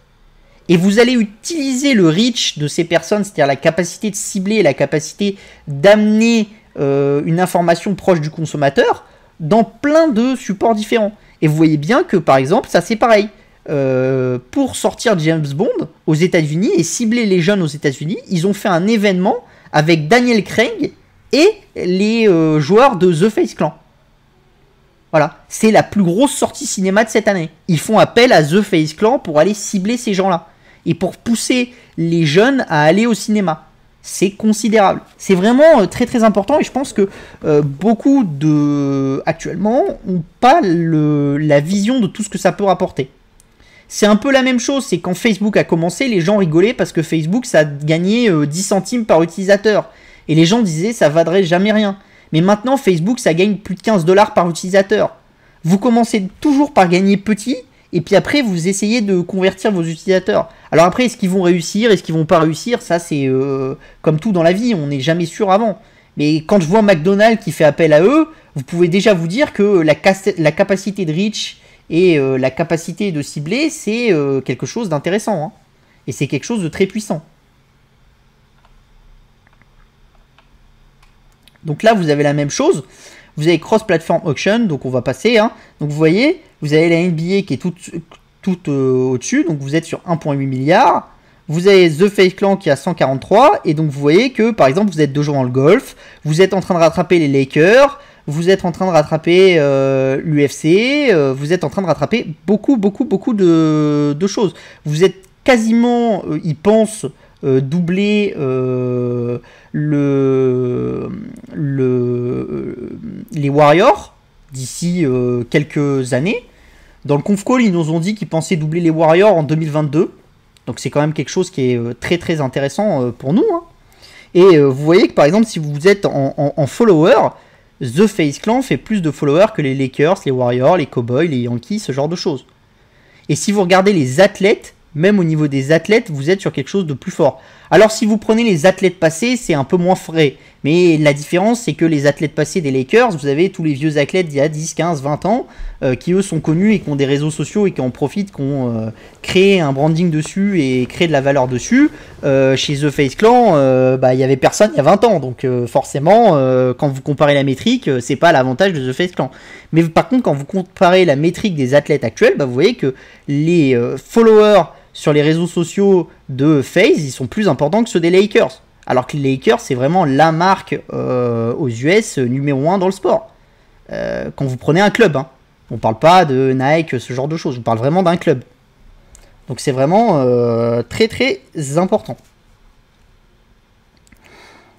On est après dans le revenu d'audience. Donc vous voyez, hein, le meilleur c'est la MLB qui est à 91. Après vous avez la NBA à 66. Vous avez 65, 44. Vous avez l'e-sport qui est à 5 et vous avez le revenu d'audience de The Face Clan qui est aux alentours de 42 centimes. Donc voilà, vous êtes vraiment au tout début. Donc rien que si The Face Clan arrive à réatteindre le niveau de l'e-sport, c'est-à-dire à passer de 42 centimes à 5 $, vous voyez la création de valeur que c'est. Déjà, vous faites x10 sur votre chiffre d'affaires. C'est déjà considérable. Et si vous vous dites que l'e-sport va être capable d'atteindre ce que fait la NFL, l'e-sport doit faire x10. Déjà pour rattraper ce que fait l'e-sport en général, FaZe doit faire x10. Donc ça veut dire qu'en fait, si l'e-sport rattrape la NFL, FaZe doit faire x100 sur le chiffre d'affaires. C'est considérable. Vous êtes sur un chiffre d'affaires de 50 millions de dollars, donc ça veut dire que vous êtes sur quelque chose qui ferait 5 milliards de chiffre d'affaires. Ça commence à faire des sous, hein, à faire énormément de sous. D'accord ? Au niveau des médias traditionnels, si vous êtes en abonnement, vous êtes à 10 $ sur AMC, vous êtes à 15 $ sur FS1 et vous êtes à 116 $ sur ESPN qui est très très cher. Au niveau des médias digitaux, comme je vous l'ai dit, vous êtes beaucoup plus haut sur Facebook, mais ils ont pris un peu le haut du panier. Donc on est à 47 $. Là, on est à 19 $ sur Twitter et on est à 9 $ sur Snapchat. Donc vraiment, vous avez quand même une capacité d'aller créer de la valeur. Vous voyez bien qu'à 42 centimes, c'est vraiment que vous monétisez de manière très mauvaise vos fans pour le moment et que vous avez une courbe de progression qui est très très importante. Donc là où vous êtes dans le gaming, d'accord, donc vous voyez, vous avez Fnatic qui est là, c'est cross-platform action, hein, donc c'est les actions cross-platform. Donc vous voyez que le plus haut en millions c'est FaZe avec 143, le deuxième c'est G2 avec 38. Donc vous voyez déjà que ce qui est intéressant, c'est qu'en achetant du FaZe, enfin en ayant FaZe, vous êtes vraiment sur quelqu'un qui part avec une très forte longueur d'avance. C'est-à-dire que vous êtes quasiment à 5 fois, enfin un peu moins de 5 fois, 4,5 fois le numéro 2. Et vous êtes à plus de 10 fois Fnatic. Donc c'est quand même quelque chose de très très très intéressant. Vous voyez que c'est vraiment...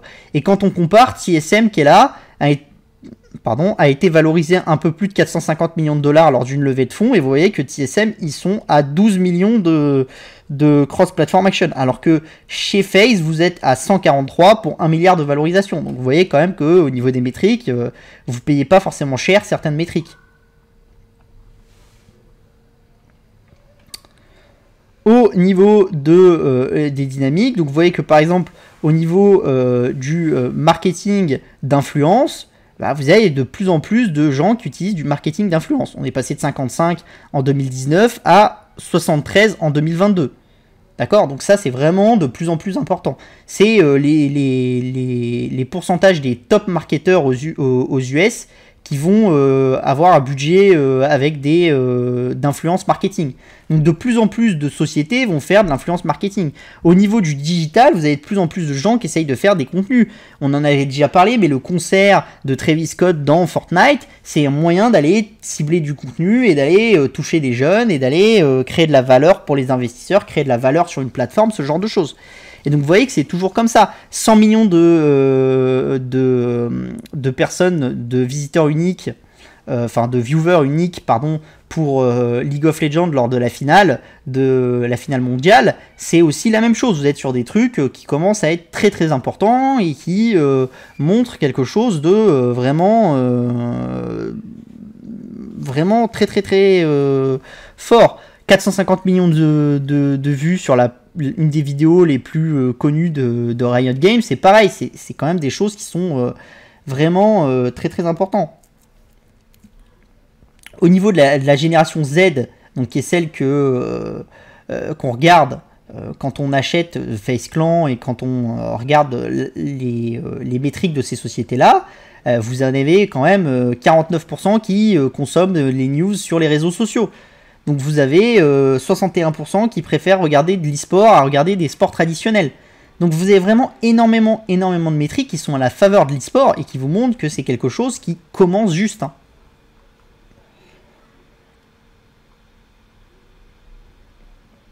Donc là vous voyez, pourcentage de l'audience qui est en dessous de 34 ans, vous êtes sur 80% pour FaZe, vous êtes sur 45% pour la NBA, ce genre de choses. Plus vous êtes sur des audiences qui sont jeunes, plus vous avez de chances que l'audience future, elle continue d'être là. C'est-à-dire que la NASCAR, par exemple, c'est une audience qui est plutôt vieille. Donc le risque, c'est dans 10-15 ans que l'audience, elle commence à diminuer. Et vous voyez déjà que l'audience commence à diminuer. Parce que quand vous regardez, vous voyez que, par exemple, au niveau des saisons, du nombre de personnes qui regardent au niveau tous les ans, vous avez une diminution pour le Super Bowl de 9%, pour le NASCAR de 35%, pour les Season Openers de la MLS de 36%, pour Game 6 World de la MLB, vous êtes sur 37%, et la NBA pour les finales, vous êtes sur moins 50%.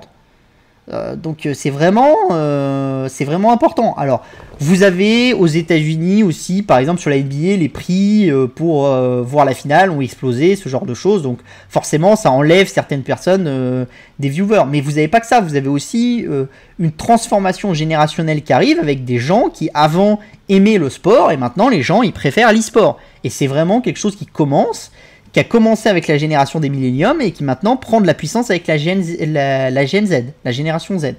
Et l'e-sport, par contre, ça fait plus 10% en viewers, en year over year, en 2020. Donc c'est quand même quelque chose d'assez important.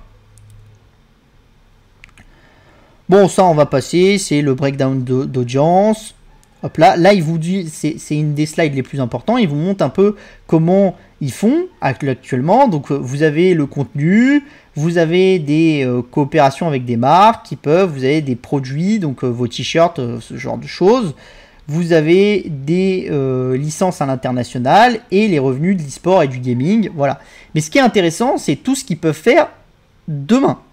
Donc c'est faire des modes par abonnement, faire des fan clubs, le fait de permettre de parier de l'argent sur la réussite de leurs joueurs ou non, les événements en live, les virtual dining concept. Donc ça c'est très très intéressant, c'est tout nouveau. C'est par exemple vous permettre de manger en virtuel avec des joueurs de The FaZe Clan. C'est comme si le Paris Saint-Germain vous disiez si vous achetez tel abonnement pour aller au Parc des Princes, vous avez le droit de manger avec les joueurs, ce genre de choses. Et ça commence à se faire dans le foot. Alors des fois ça se fait en présentiel. Là ils prévoient de le faire en virtuel. Mais ça c'est des choses intéressantes, c'est des choses qui sont possibles justement parce que c'est la génération Z. Et la génération Z, que ce soit en virtuel ou en réel, ce qui l'intéresse c'est quand même d'avoir une connexion avec ces gens-là. Donc c'est différent.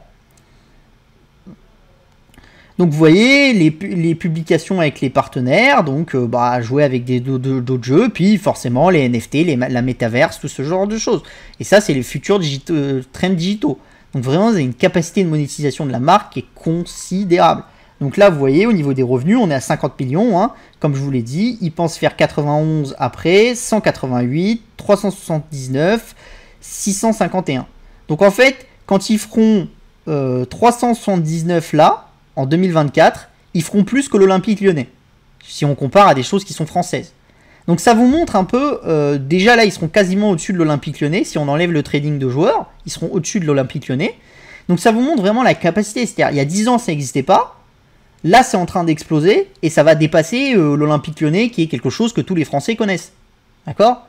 Bon alors après on est sur les États-Unis c'est plus gros et tout. Vous voyez qu'au niveau du profit, et ça c'est intéressant, le sport ça a toujours été quelque chose qui avait du mal à donner des profits, d'accord ? Vous voyez qu'au niveau du gross profit, vous êtes déjà sur une marge de 20%, vous faites 10 millions en 2021. en 2022 et vous avez un profit qu'augmente. Au niveau de l'EBITDA, c'est un peu différent. Vous êtes sur quelque chose qui va mettre un peu plus de temps. Mais vous avez très peu de clubs de foot qui sont très fortement rentables. Vous avez Manchester, vous avez quelques licences de foot qui sont très très rentables.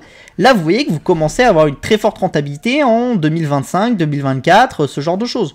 Donc vous commencez à vraiment avoir quelque chose d'intéressant dans ces eaux-là. Donc s'ils ont une capacité de transformer justement ce reach qu'ils ont vers la génération des milléniums et la génération Z et de le transformer en dollars, bah, la capacité de créer de la valeur, elle est complètement dingue.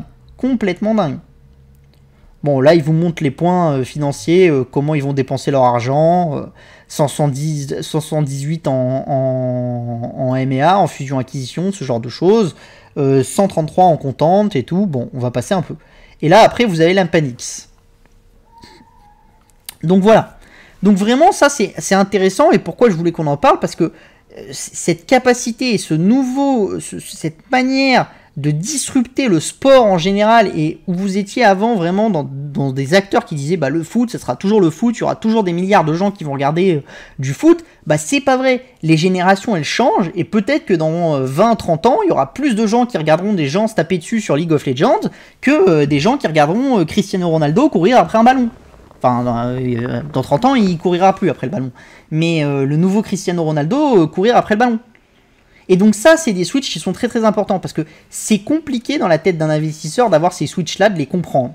Parce que c'est tellement gros, c'est tellement important, que comment s'imaginer que peut-être demain, quelqu'un qui jouera à Fortnite sera plus connu et plus important, enfin plus important c'est entre guillemets, mais sera plus connu, aura une plus grosse audience que Kylian Mbappé ou Cristiano Ronaldo. La plupart des Européens sont pas conscients de ce genre de choses. Ils sont pas capables de le comprendre et de l'intégrer. Parce qu'on se dit, mais c'est pas possible.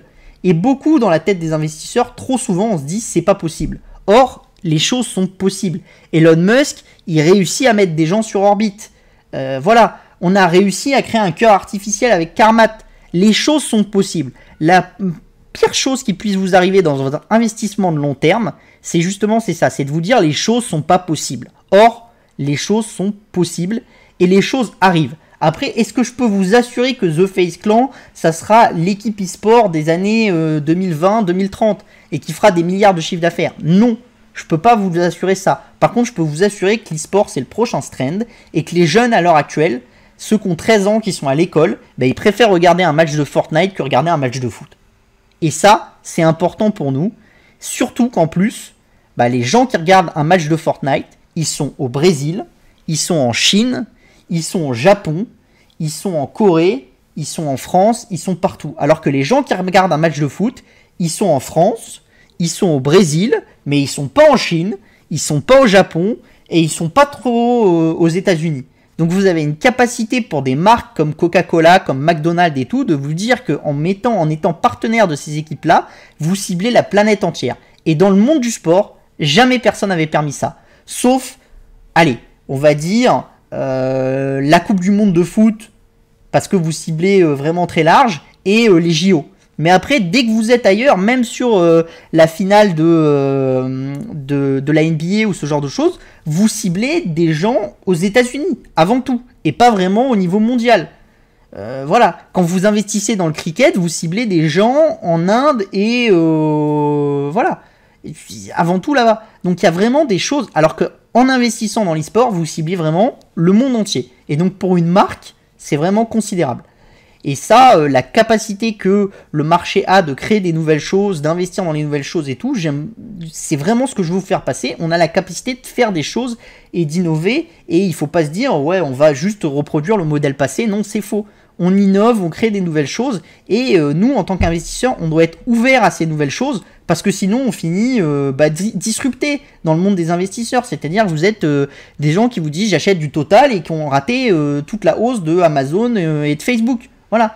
Mais alors, vous pouvez vous dire, oui, mais Total, ça va durer, Carrefour, ça va durer, puis Facebook, c'est une bulle. Bon, peut-être. Mais en attendant, les gens, ils sont toujours sur Facebook et ils consomment toujours Facebook. Voilà. C'est comme ça. Bah, les jeunes, ils aiment FaZe. Voilà. Et les jeunes, ils connaissent FaZe Up, ce qui est le slogan de FaZe. D'accord? Donc, voilà, c'est ça. Et on va aller voir tout de suite en détail, hein. Hop là. Donc vous prenez, vous allez sur Google Trends, qui vous permet de savoir un peu ce qui se passe sur Google, sur les recherches de Google. Et on va faire quelque chose de marrant. On va être Real Madrid, d'accord, club de foot, et on va mettre FaZe Clan, d'accord. Alors là, comme on est en France, hop là, on va mettre sur 5 ans. Alors, hop, c'est parce que, voilà, sujet, il faut mettre ça.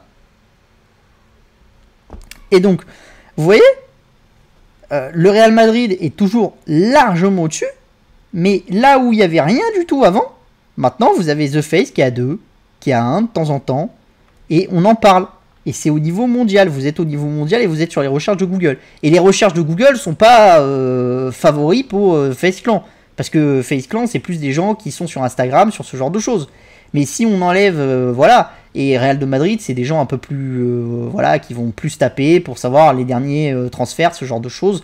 Alors que sur FaZe Clan, ça va se faire sur Instagram, sur truc. Mais si on supprime là et qu'on regarde le trend, vous voyez que le trend, voilà, vous avez énormément de choses qui se passent sur The FaZe Clan et vous avez énormément de valeur. Et donc ça, c'est intéressant et c'est vraiment l'avenir. Alors, si je vous compare au Real de Madrid, les gens, ils vont me dire, ouais, le Real de Madrid, c'est à 22 et puis The FaZe Clan, c'est à 2. Oui, d'accord, mais ça, c'est pour le moment.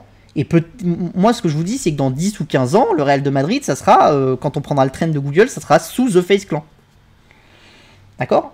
Donc vraiment, ça, c'est des choses qui sont importantes. C'est vraiment toujours remettre en question ses investissements, remettre en question sa vision et se dire, qu'est-ce que va être le futur? Et pour ça, il faut être ouvert. Vous pourrez jamais savoir qui va être Amazon, qui va être Google, ce genre de choses, mais par contre, vous pouvez savoir qu'un trend est en train d'émerger et vous dire, il faut que j'essaye d'obtenir des informations sur ce trend pour savoir quel va être le leader. Et vous allez essayer d'essaimer. Vous allez vous dire, je vais prendre 4-5 valeurs. Si vous prenez 4-5 valeurs dans l'e-sport et que vous avez la chance d'avoir le plus grand club d'e-sport dedans des 10 ou 15 prochaines années, même si les 4 autres ils font faillite, vous gagnerez énormément d'argent. Et si vous investissez intelligemment maintenant, je pense qu'il y a quand même des moyens de savoir qui va être le winner et qui va être le loser. J'en suis même convaincu. Et c'est toute la stratégie qu'on met en place dans New Tech Insider et qu'on mettra en place plus tard dans mon nouveau premium. Donc voilà, c'était tout pour cette petite vidéo YouTube sur The FaZe Clan, d'accord. Donc si ça vous a plu, n'hésitez pas à commenter, à liker et à poster en dessous de la vidéo sur YouTube vos questions et j'y répondrai avec plaisir. Je vous dis à la prochaine fois.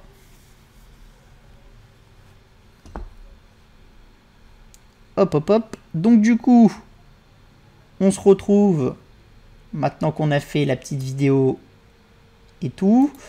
Donc est-ce qu'il y a des questions maintenant un peu? Maintenant qu'on a parlé un peu de The FaZe Clan aussi.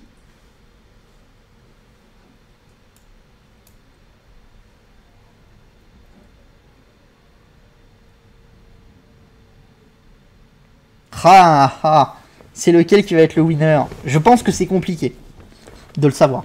Après, moi, je vous dirais quand même que quand vous êtes dans un sport, essayez de voir vraiment la qualité sportive qu'il y a derrière. C'est-à-dire, voilà, quels sont... quels sont les clubs qui ont vraiment de l'importance. Non, je peux pas t'assurer que c'est 7 packs, mais je pense que par exemple, quand on prend...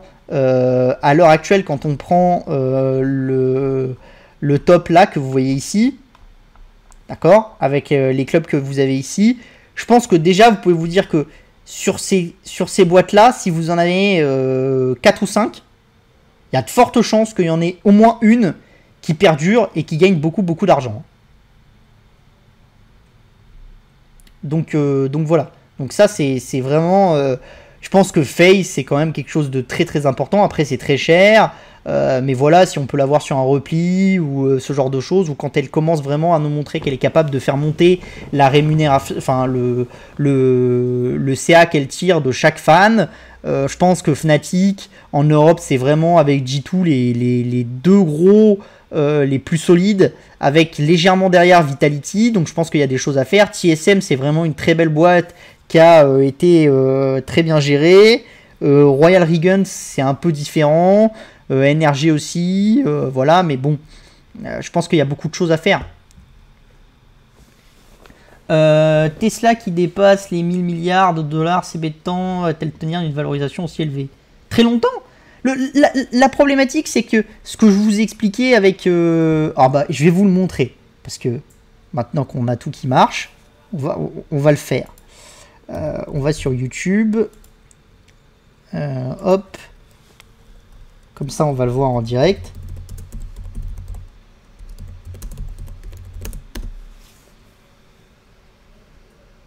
Voilà.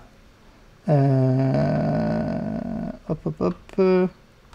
C'est cette vidéo-là de Warren Buffett, je crois. Hi, I'm Dave Staples from Hanover, New Hampshire, and I've got 2 questions for you. First, I'd like to hear your thoughts on selling securities short and what your experience has been recently and over the course of your career. The second question I'd like to ask is how you go about building a position in a security you've identified. Using USG as a recent example, I believe you bought most of your short shares. Do you continue to build your position? The kind of security we're dealing in. Sometimes it's a security might take many, many months to acquire, and other times you can do it very quickly, and sometimes it may pay to pay up, and other times it doesn't. And the truth is you never know exactly what the right technique is to use as you're doing it, but you just use your best judgment based on past purchases, but we can't discuss any specific one. Short sell. It's an interesting item to study because it's ruined a lot of people. It is the sort of thing that you can go broke doing. Bob Wilson, there's famous stories about him and Resorts International. He didn't go broke doing. In fact, he's done very well subsequently. But being short something where your loss is unlimited is quite different than being long something that you've already paid for. And it's tempting. You see way more stocks that are dramatically overvalued in your career than you will see stocks that are dramatically undervalued. I mean, it's the nature of securities markets to occasionally promote various things to the sky, so that securities will frequently sell for 5 or 10 times what they're worth, and they will very, very seldom sell for 20% or 10% of what they're worth. So therefore, you see these much greater discrepancies between price and value and on the overvaluation side. So you might think it's easier to make money on short selling. And all I can say is it hasn't been for me. I don't think it's been for Charlie. It is a very, very tough business because of the fact that you face unlimited losses and because of the fact that people that have overvalued stocks, very overvalued stocks, are frequently on some scale between promoter and crook, and that's why they get there. And once they're and they also know how to use that very valuation to bootstrap value into the business, because if you have a stock that's selling at 100 that's worth 10, obviously it's to your interest to go out and issue a whole lot of shares, and if you do that, when you get all through, the value can be 50.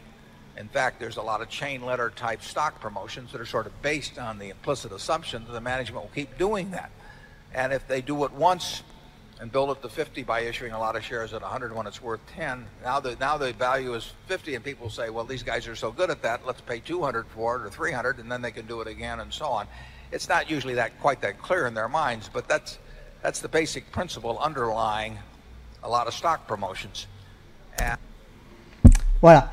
Donc là, on a écouté Warren Buffett. Hein. Donc pour ceux qui n'ont pas compris, parce que c'était en anglais, je vais un peu expliquer. Donc en fait, déjà, il faut bien comprendre, quand vous vous dites, est-ce que Tesla peut durer longtemps à cette valorisation? Mais bien sûr, Tesla peut durer longtemps à cette valorisation. Une valorisation, c'est un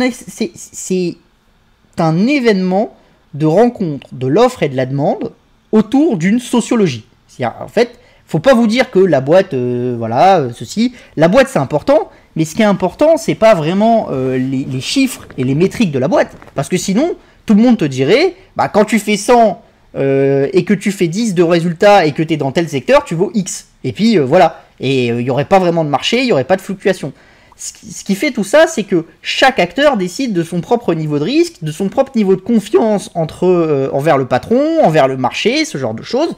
Et tout le monde définit son truc.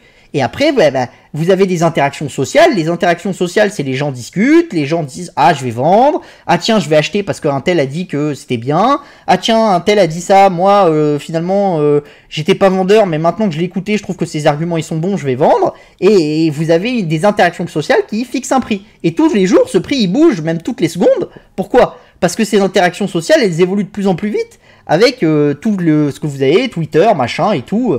Vous pouvez trouver des gens qui vont vous dire le matin une action est super bien, qui vont trouver quelqu'un qui va être capable de les convaincre à midi que l'action c'est de la merde et que ce que fait le PDG c'est pourri. C'est parce que vous avez des gens qui n'ont pas vraiment confiance en leur manière de faire le process. Et quand vous avez une action qui est très très chère, et c'est ce que dit Warren Buffett à la fin, et ça c'est un truc vraiment à comprendre, hein. Je pense que vraiment ça c'est quelque chose de très important à comprendre. C'est que quand vous êtes longue action, votre gain est illimité. Sky is the limit. Quand vous êtes short action, votre perte est illimitée. D'accord ? Donc la limite, déjà, de votre perte, elle est totalement différente. Dans un cas, votre perte est illimitée. Dans l'autre cas, c'est votre gain qui est limité. Donc déjà, la manière de faire du business, c'est pas la même chose. C'est-à-dire que vous pouvez pas faire 1000% sur un short. C'est pas possible. Par contre, vous pouvez faire 10 000% sur un winner. Donc si vous êtes un mec génial qui a investi sur 10 valeurs en se disant qu'il allait avoir Amazon, qui a 9 valeurs qui se plantent, mais il est tellement bon qu'il a eu Amazon, il est millionnaire. Si vous êtes un mec qui sait bien identifier les sociétés qui sont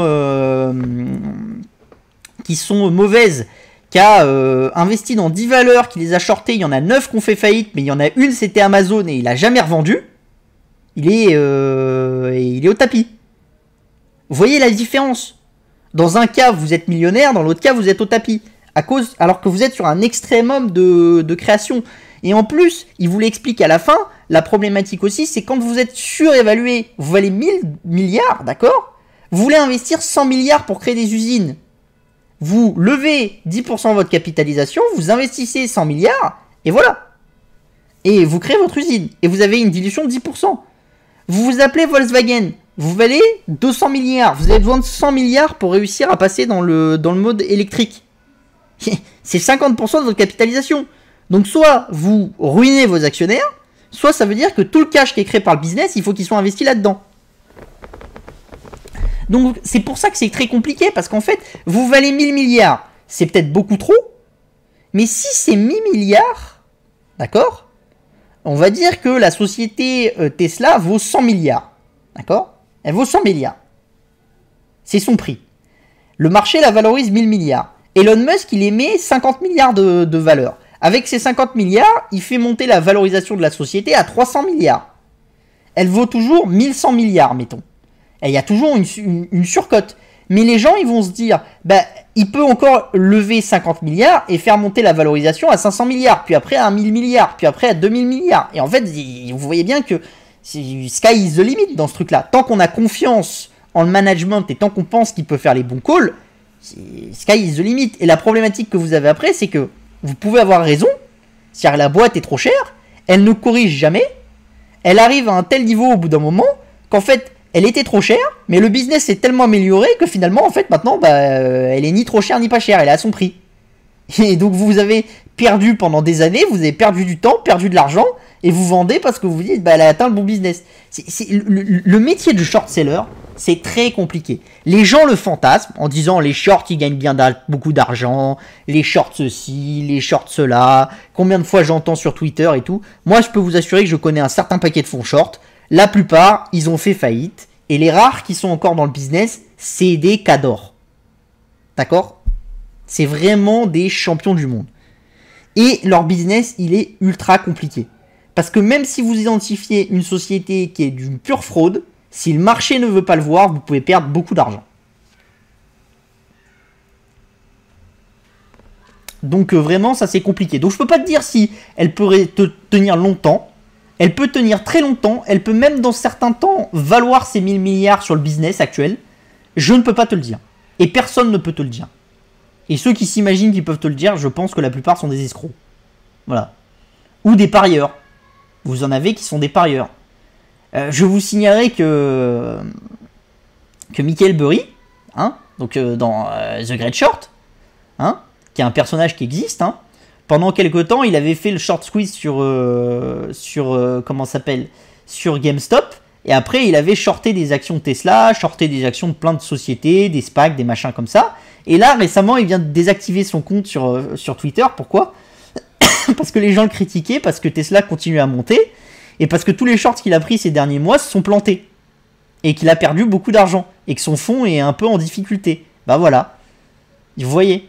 Peut-être qu'il a raison, peut-être qu'une crise arrive. Mais il a eu raison trop tôt, et quand vous avez raison trop tôt, en étant un short, bah en fait vous avez tort.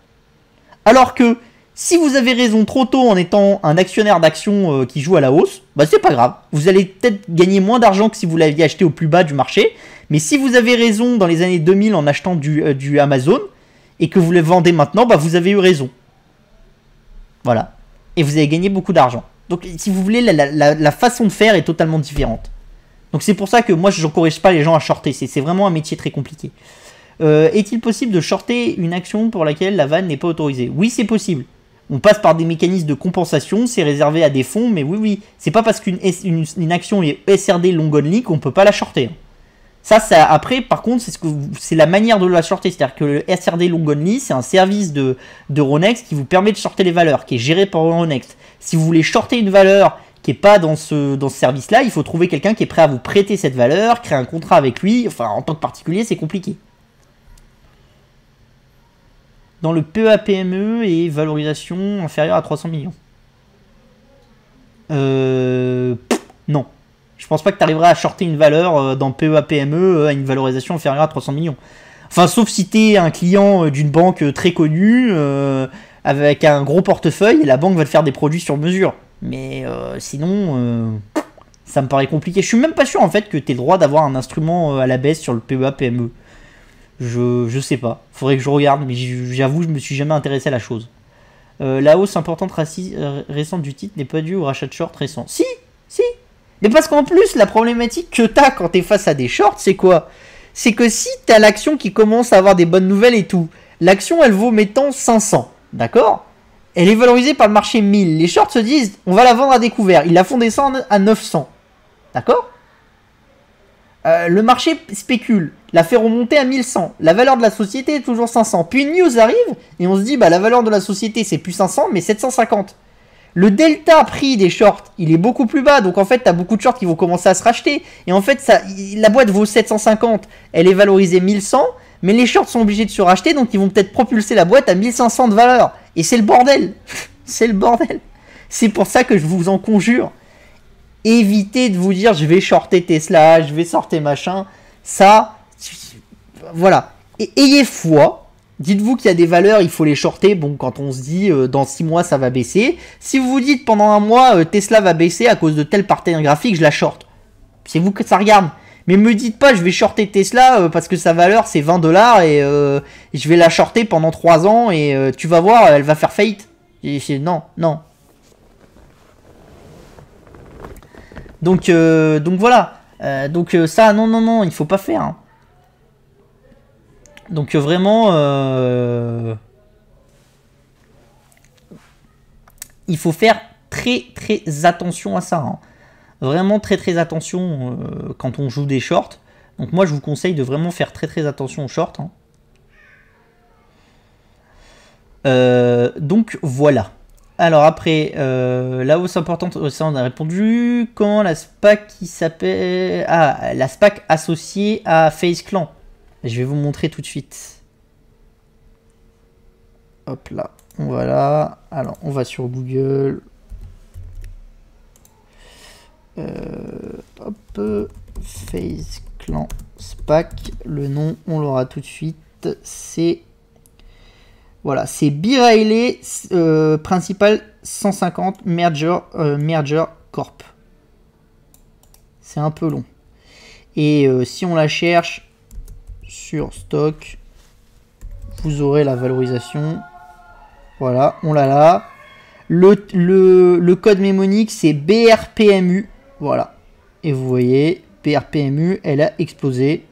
Hier, elle a fait, quand elle a annoncé son merge avec FaZe Clan, elle a fait 20%. Donc voilà. Donc ça, c'est le ticker de la valeur. Après, attention, encore une fois, hein, je vous encourage pas à acheter la valeur. Hein. Faites votre propre recherche dessus et demandez-vous si c'est cher, pas cher, si ça vaut le coup, ou faites appel à des conseillers agréés par l'AMF.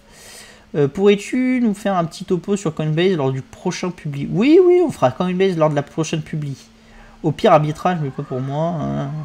D'ailleurs, il y a une valeur, un petit avis sur la crypto Fantôme, beau projet. J'ai pas analysé Fantôme, donc je pourrais pas donner d'avis. Donc voilà. Donc je pense qu'on a fait pas mal. Après, je vous annonce aussi que le format va sûrement changer un peu sur Twitch, parce qu'on fait que du gaming, et j'ai l'impression qu'en fait, ça intéresse que les 25 mêmes, et du coup, on tourne un peu en rond. Donc comme le but, voilà. Non, j'ai pas de date pour la conf sur la Metaverse. J'ai pas de date. On fera sûrement un truc, mais je sais pas très quand. Je sais pas très bien quand. Mais on essaye de faire ça rapidement, mais comme j'ai beaucoup de choses à faire aussi en même temps, voilà, faut un peu de temps. Mais on vous tiendra informé.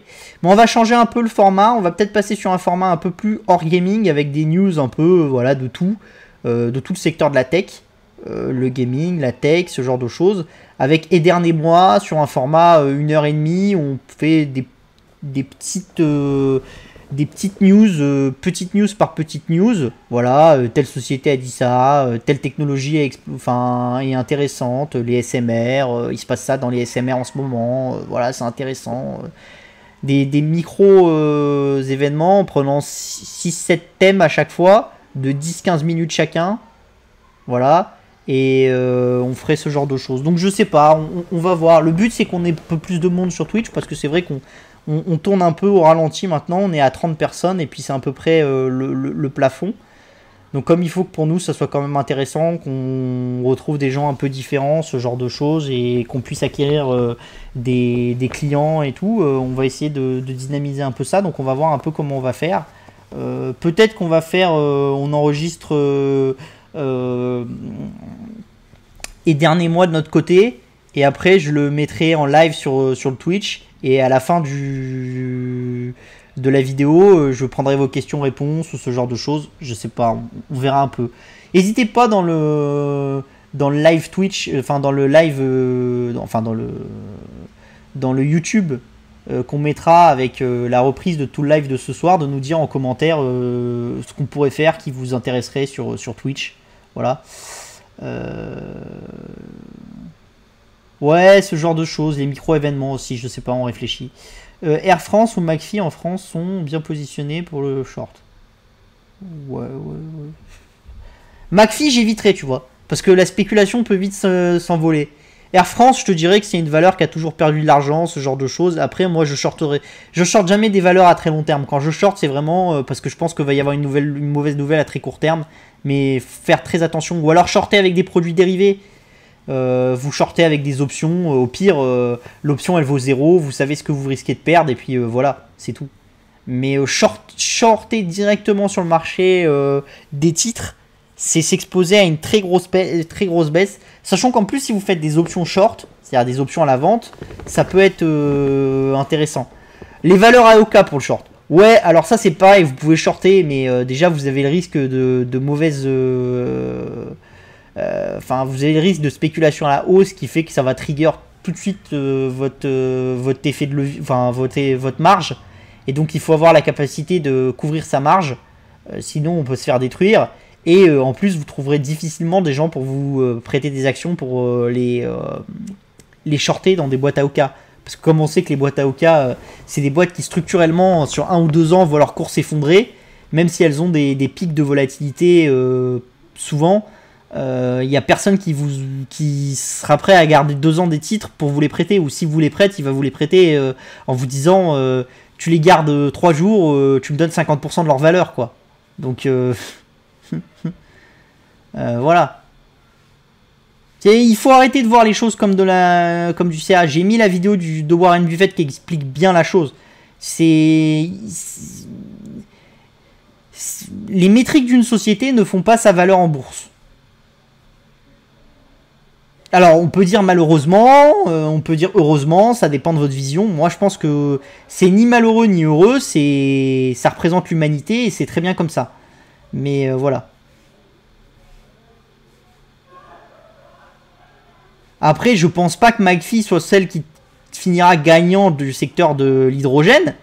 Mais la vérité, c'est qu'elle peut monter à 100 € en ligne droite si le marché décide qu'il faut absolument avoir des valeurs hydrogène. Et comme les gens ils connaissent que ça en hydrogène, même s'il y en a un peu partout en Europe, et dont certaines que je trouve bien meilleures, voilà, ça peut monter. Donc ça, faites toujours attention avec vos shorts. Est-ce qu'il y a d'autres questions du coup ?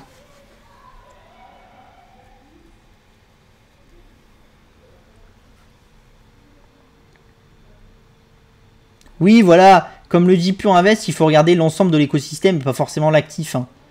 C'est vraiment... voilà, c'est compliqué. Et vous voyez, Waga Energy, qui pour moi est une société qui est beaucoup trop chère, elle a réussi à passer son introduction là, et je pense que, bah voilà, c'est une boîte qui va profiter de son introduction, de ce genre de choses, alors que je la trouve très très chère. Donc j'investirai pas dans Waga, mais voilà.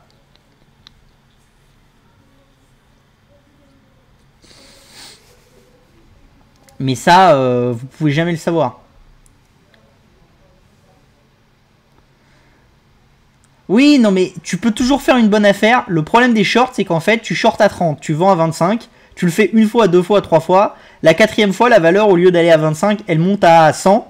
Et en fait, tout ce que tu as gagné, tu le perds x10, quoi. Donc, c'est très compliqué. Ou alors, il faut vraiment être graphique et se dire si elle explose les 35, je la revends, je coupe mon short, ce genre de choses. Il faut faire attention. Vraiment faire très très attention avec le short. Ça paraît simple de se dire, je vais identifier des valeurs qui sont trop chères ou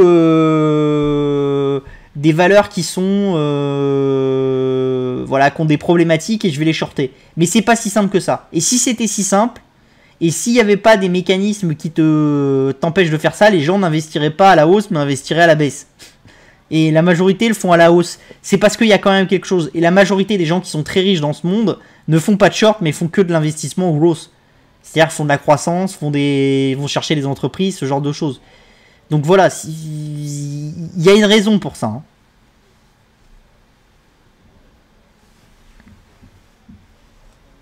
Est-ce que tu regardes des côtés des penny stocks pour investir machin? Oui, je regarde du côté des penny stocks. Après, c'est pas mon univers de recherche, mais je m'interdis pas d'acheter une penny stock si je trouve que la société est bonne. Ça, pour moi, penny stock ou pas penny stock, c'est pas ça qui fait la valeur d'une société. Moi, je sais, pour moi, être penny stock, on a eu une histoire compliquée, donc ça veut dire que il faut comprendre pourquoi cette histoire a été compliquée. Est-ce que le management a changé? Est-ce que le management c'est des sauvages? Est-ce que c'est des gens qui vont garder la valeur pour eux? Et c'est pour ça que la société est une penny stock, ce genre de choses. Mais après, c'est pas parce que la boîte est une penny stock qu'elle peut pas exploser et nous donner beaucoup de valeur. Donc ça, il faut regarder. Après, par contre, je n'investis pas que sur des penny stocks.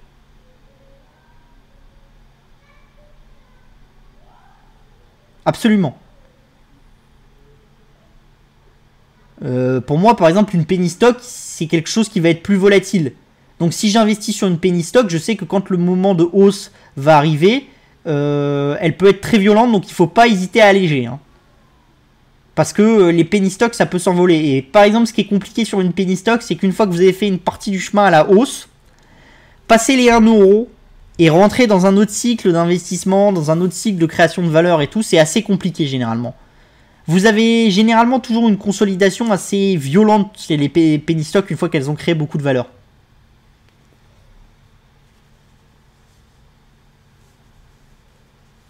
Ouais, non, Visiomètre, c'est de la merde.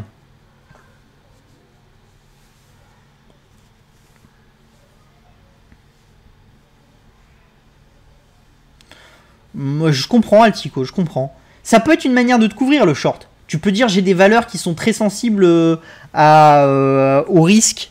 Et te dire que quand les marchés sont risk on, tes valeurs montent. Et donc tu te dis, je vais vendre des valeurs à découvert qui sont des valeurs qui montent souvent en marché de risk on.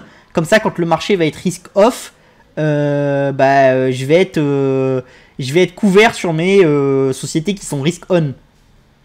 Après, le souci que tu peux avoir, c'est que tu fasses ce choix-là et que la seule valeur qui corrige pas quand le marché devient risk off, c'est c'est la valeur qui était liée au marché risk on que tu as pris. C'est le risque.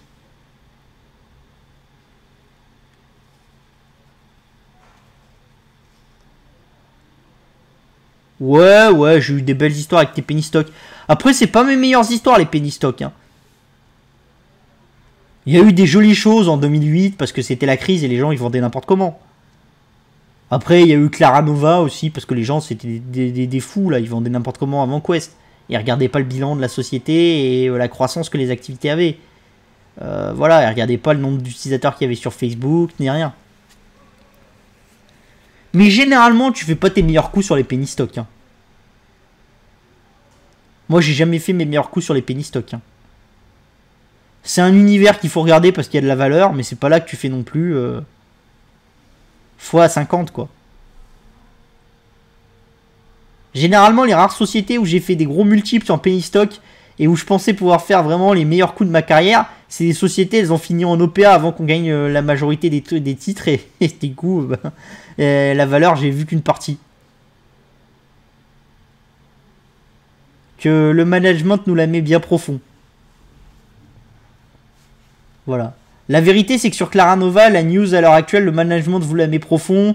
Il y a une dilution.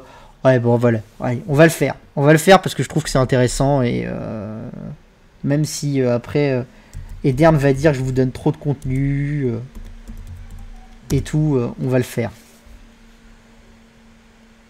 Ah, j'ai oublié le nom. Hop là, on va là, on fait ça. Tac, tac, tac. Publication financière. Vous allez dans le rapport financier. Hop là. Hop. Vous faites. Oula, il y en a trop.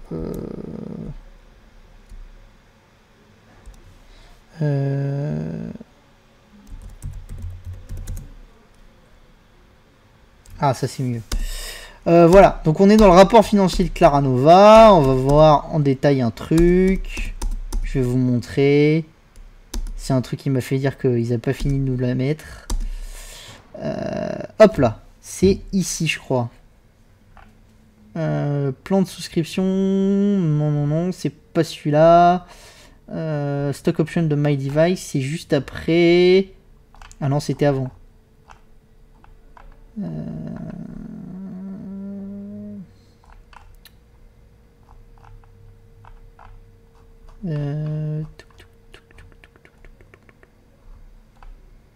Voilà. Plan de stock option d'AvantQuest Software SAS. D'accord? On est sur AvantQuest Software. Vous êtes sur un plan de 2 878 000 actions. À prix d'exercice 2,50.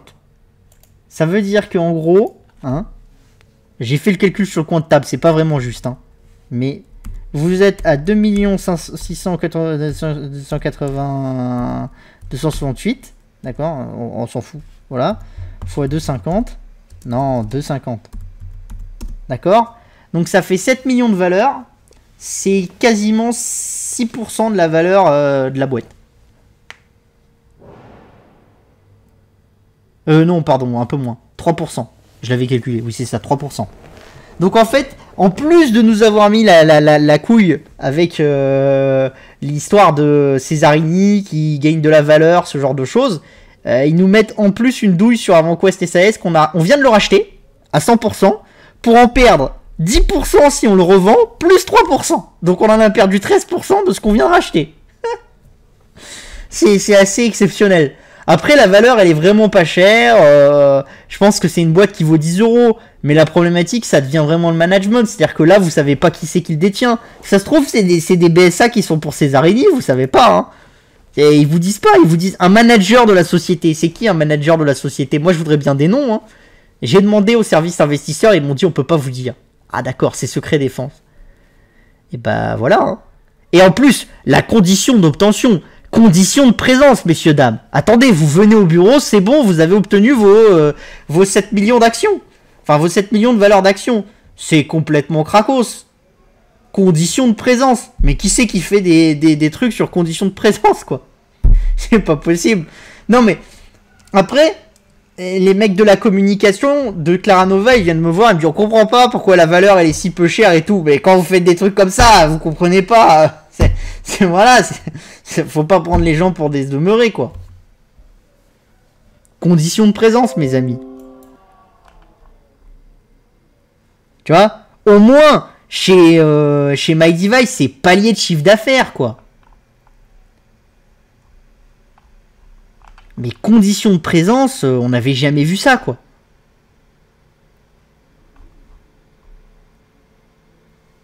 C'est assez exceptionnel, hein. Donc ça veut dire qu'en fait, à la fin, vous avez un nombre d'actions théoriques. Bon, vous avez... si vous diluez complètement de tous les actions et tout, vous allez avoir 55 millions d'actions, un truc comme ça. Si vous diluez pas des dernières, des OCA, enfin des obligations convertibles qu'on a eu, donc des emprunts, voilà, mais que vous les remboursez en cash, vous êtes à 42. La vérité, c'est que pour 42 millions d'actions, vous avez 87% allez, 85% d'AvantQuest, voilà. Vous avez peut-être maintenant, à la fin de la fin, 40% de MyDevice. Et vous aurez... alors, Planet Art, c'est 20% directement. Donc 80, moins 7, moins 10. Donc moins 37. Donc vous aurez 63% de Planet Art. Et auquel il faut que vous fassiez une soustraction de la dette. Bon, après, comme AvantQuest dégage du cash, que ce cash va pouvoir être utilisé pour rembourser les obligataires, ce genre de choses, bon, ça va. Mais ça veut dire que si le Pierre Cesarini, l'année prochaine, il vous remet encore 3 millions d'actions chez AvantQuest et puis 5 millions chez chez Claranova, la valeur, elle a disparu pour vous, quoi. Vous n'en avez plus. Donc là où au début, on se disait, ça vaut 7... Et la boîte, en gros, elle vaut plutôt 15. Maintenant, ça vaut 5. Et la boîte, en gros, elle vaut entre 10 et 11. Donc voilà. L'échappement de valeur vu par le management de Claranova. Après, attention, encore une fois, je veux pas avoir des ennuis et tout. C'est ma vision. Vous pouvez en avoir une différente. Moi, je trouve qu'il aurait mieux fallu qu'on fasse un plan d'action global avec les managers des filiales, qu'on essaye de remonter toute la valeur dans Claranova, qu'on simplifie la structure. C'est pas la manière qu'ils ont choisie, mais je pense que pour les actionnaires minoritaires, c'est la pire des manières qu'ils ont choisies. Voilà. Est-ce qu'il y a d'autres questions? Ou est-ce qu'on s'arrête là?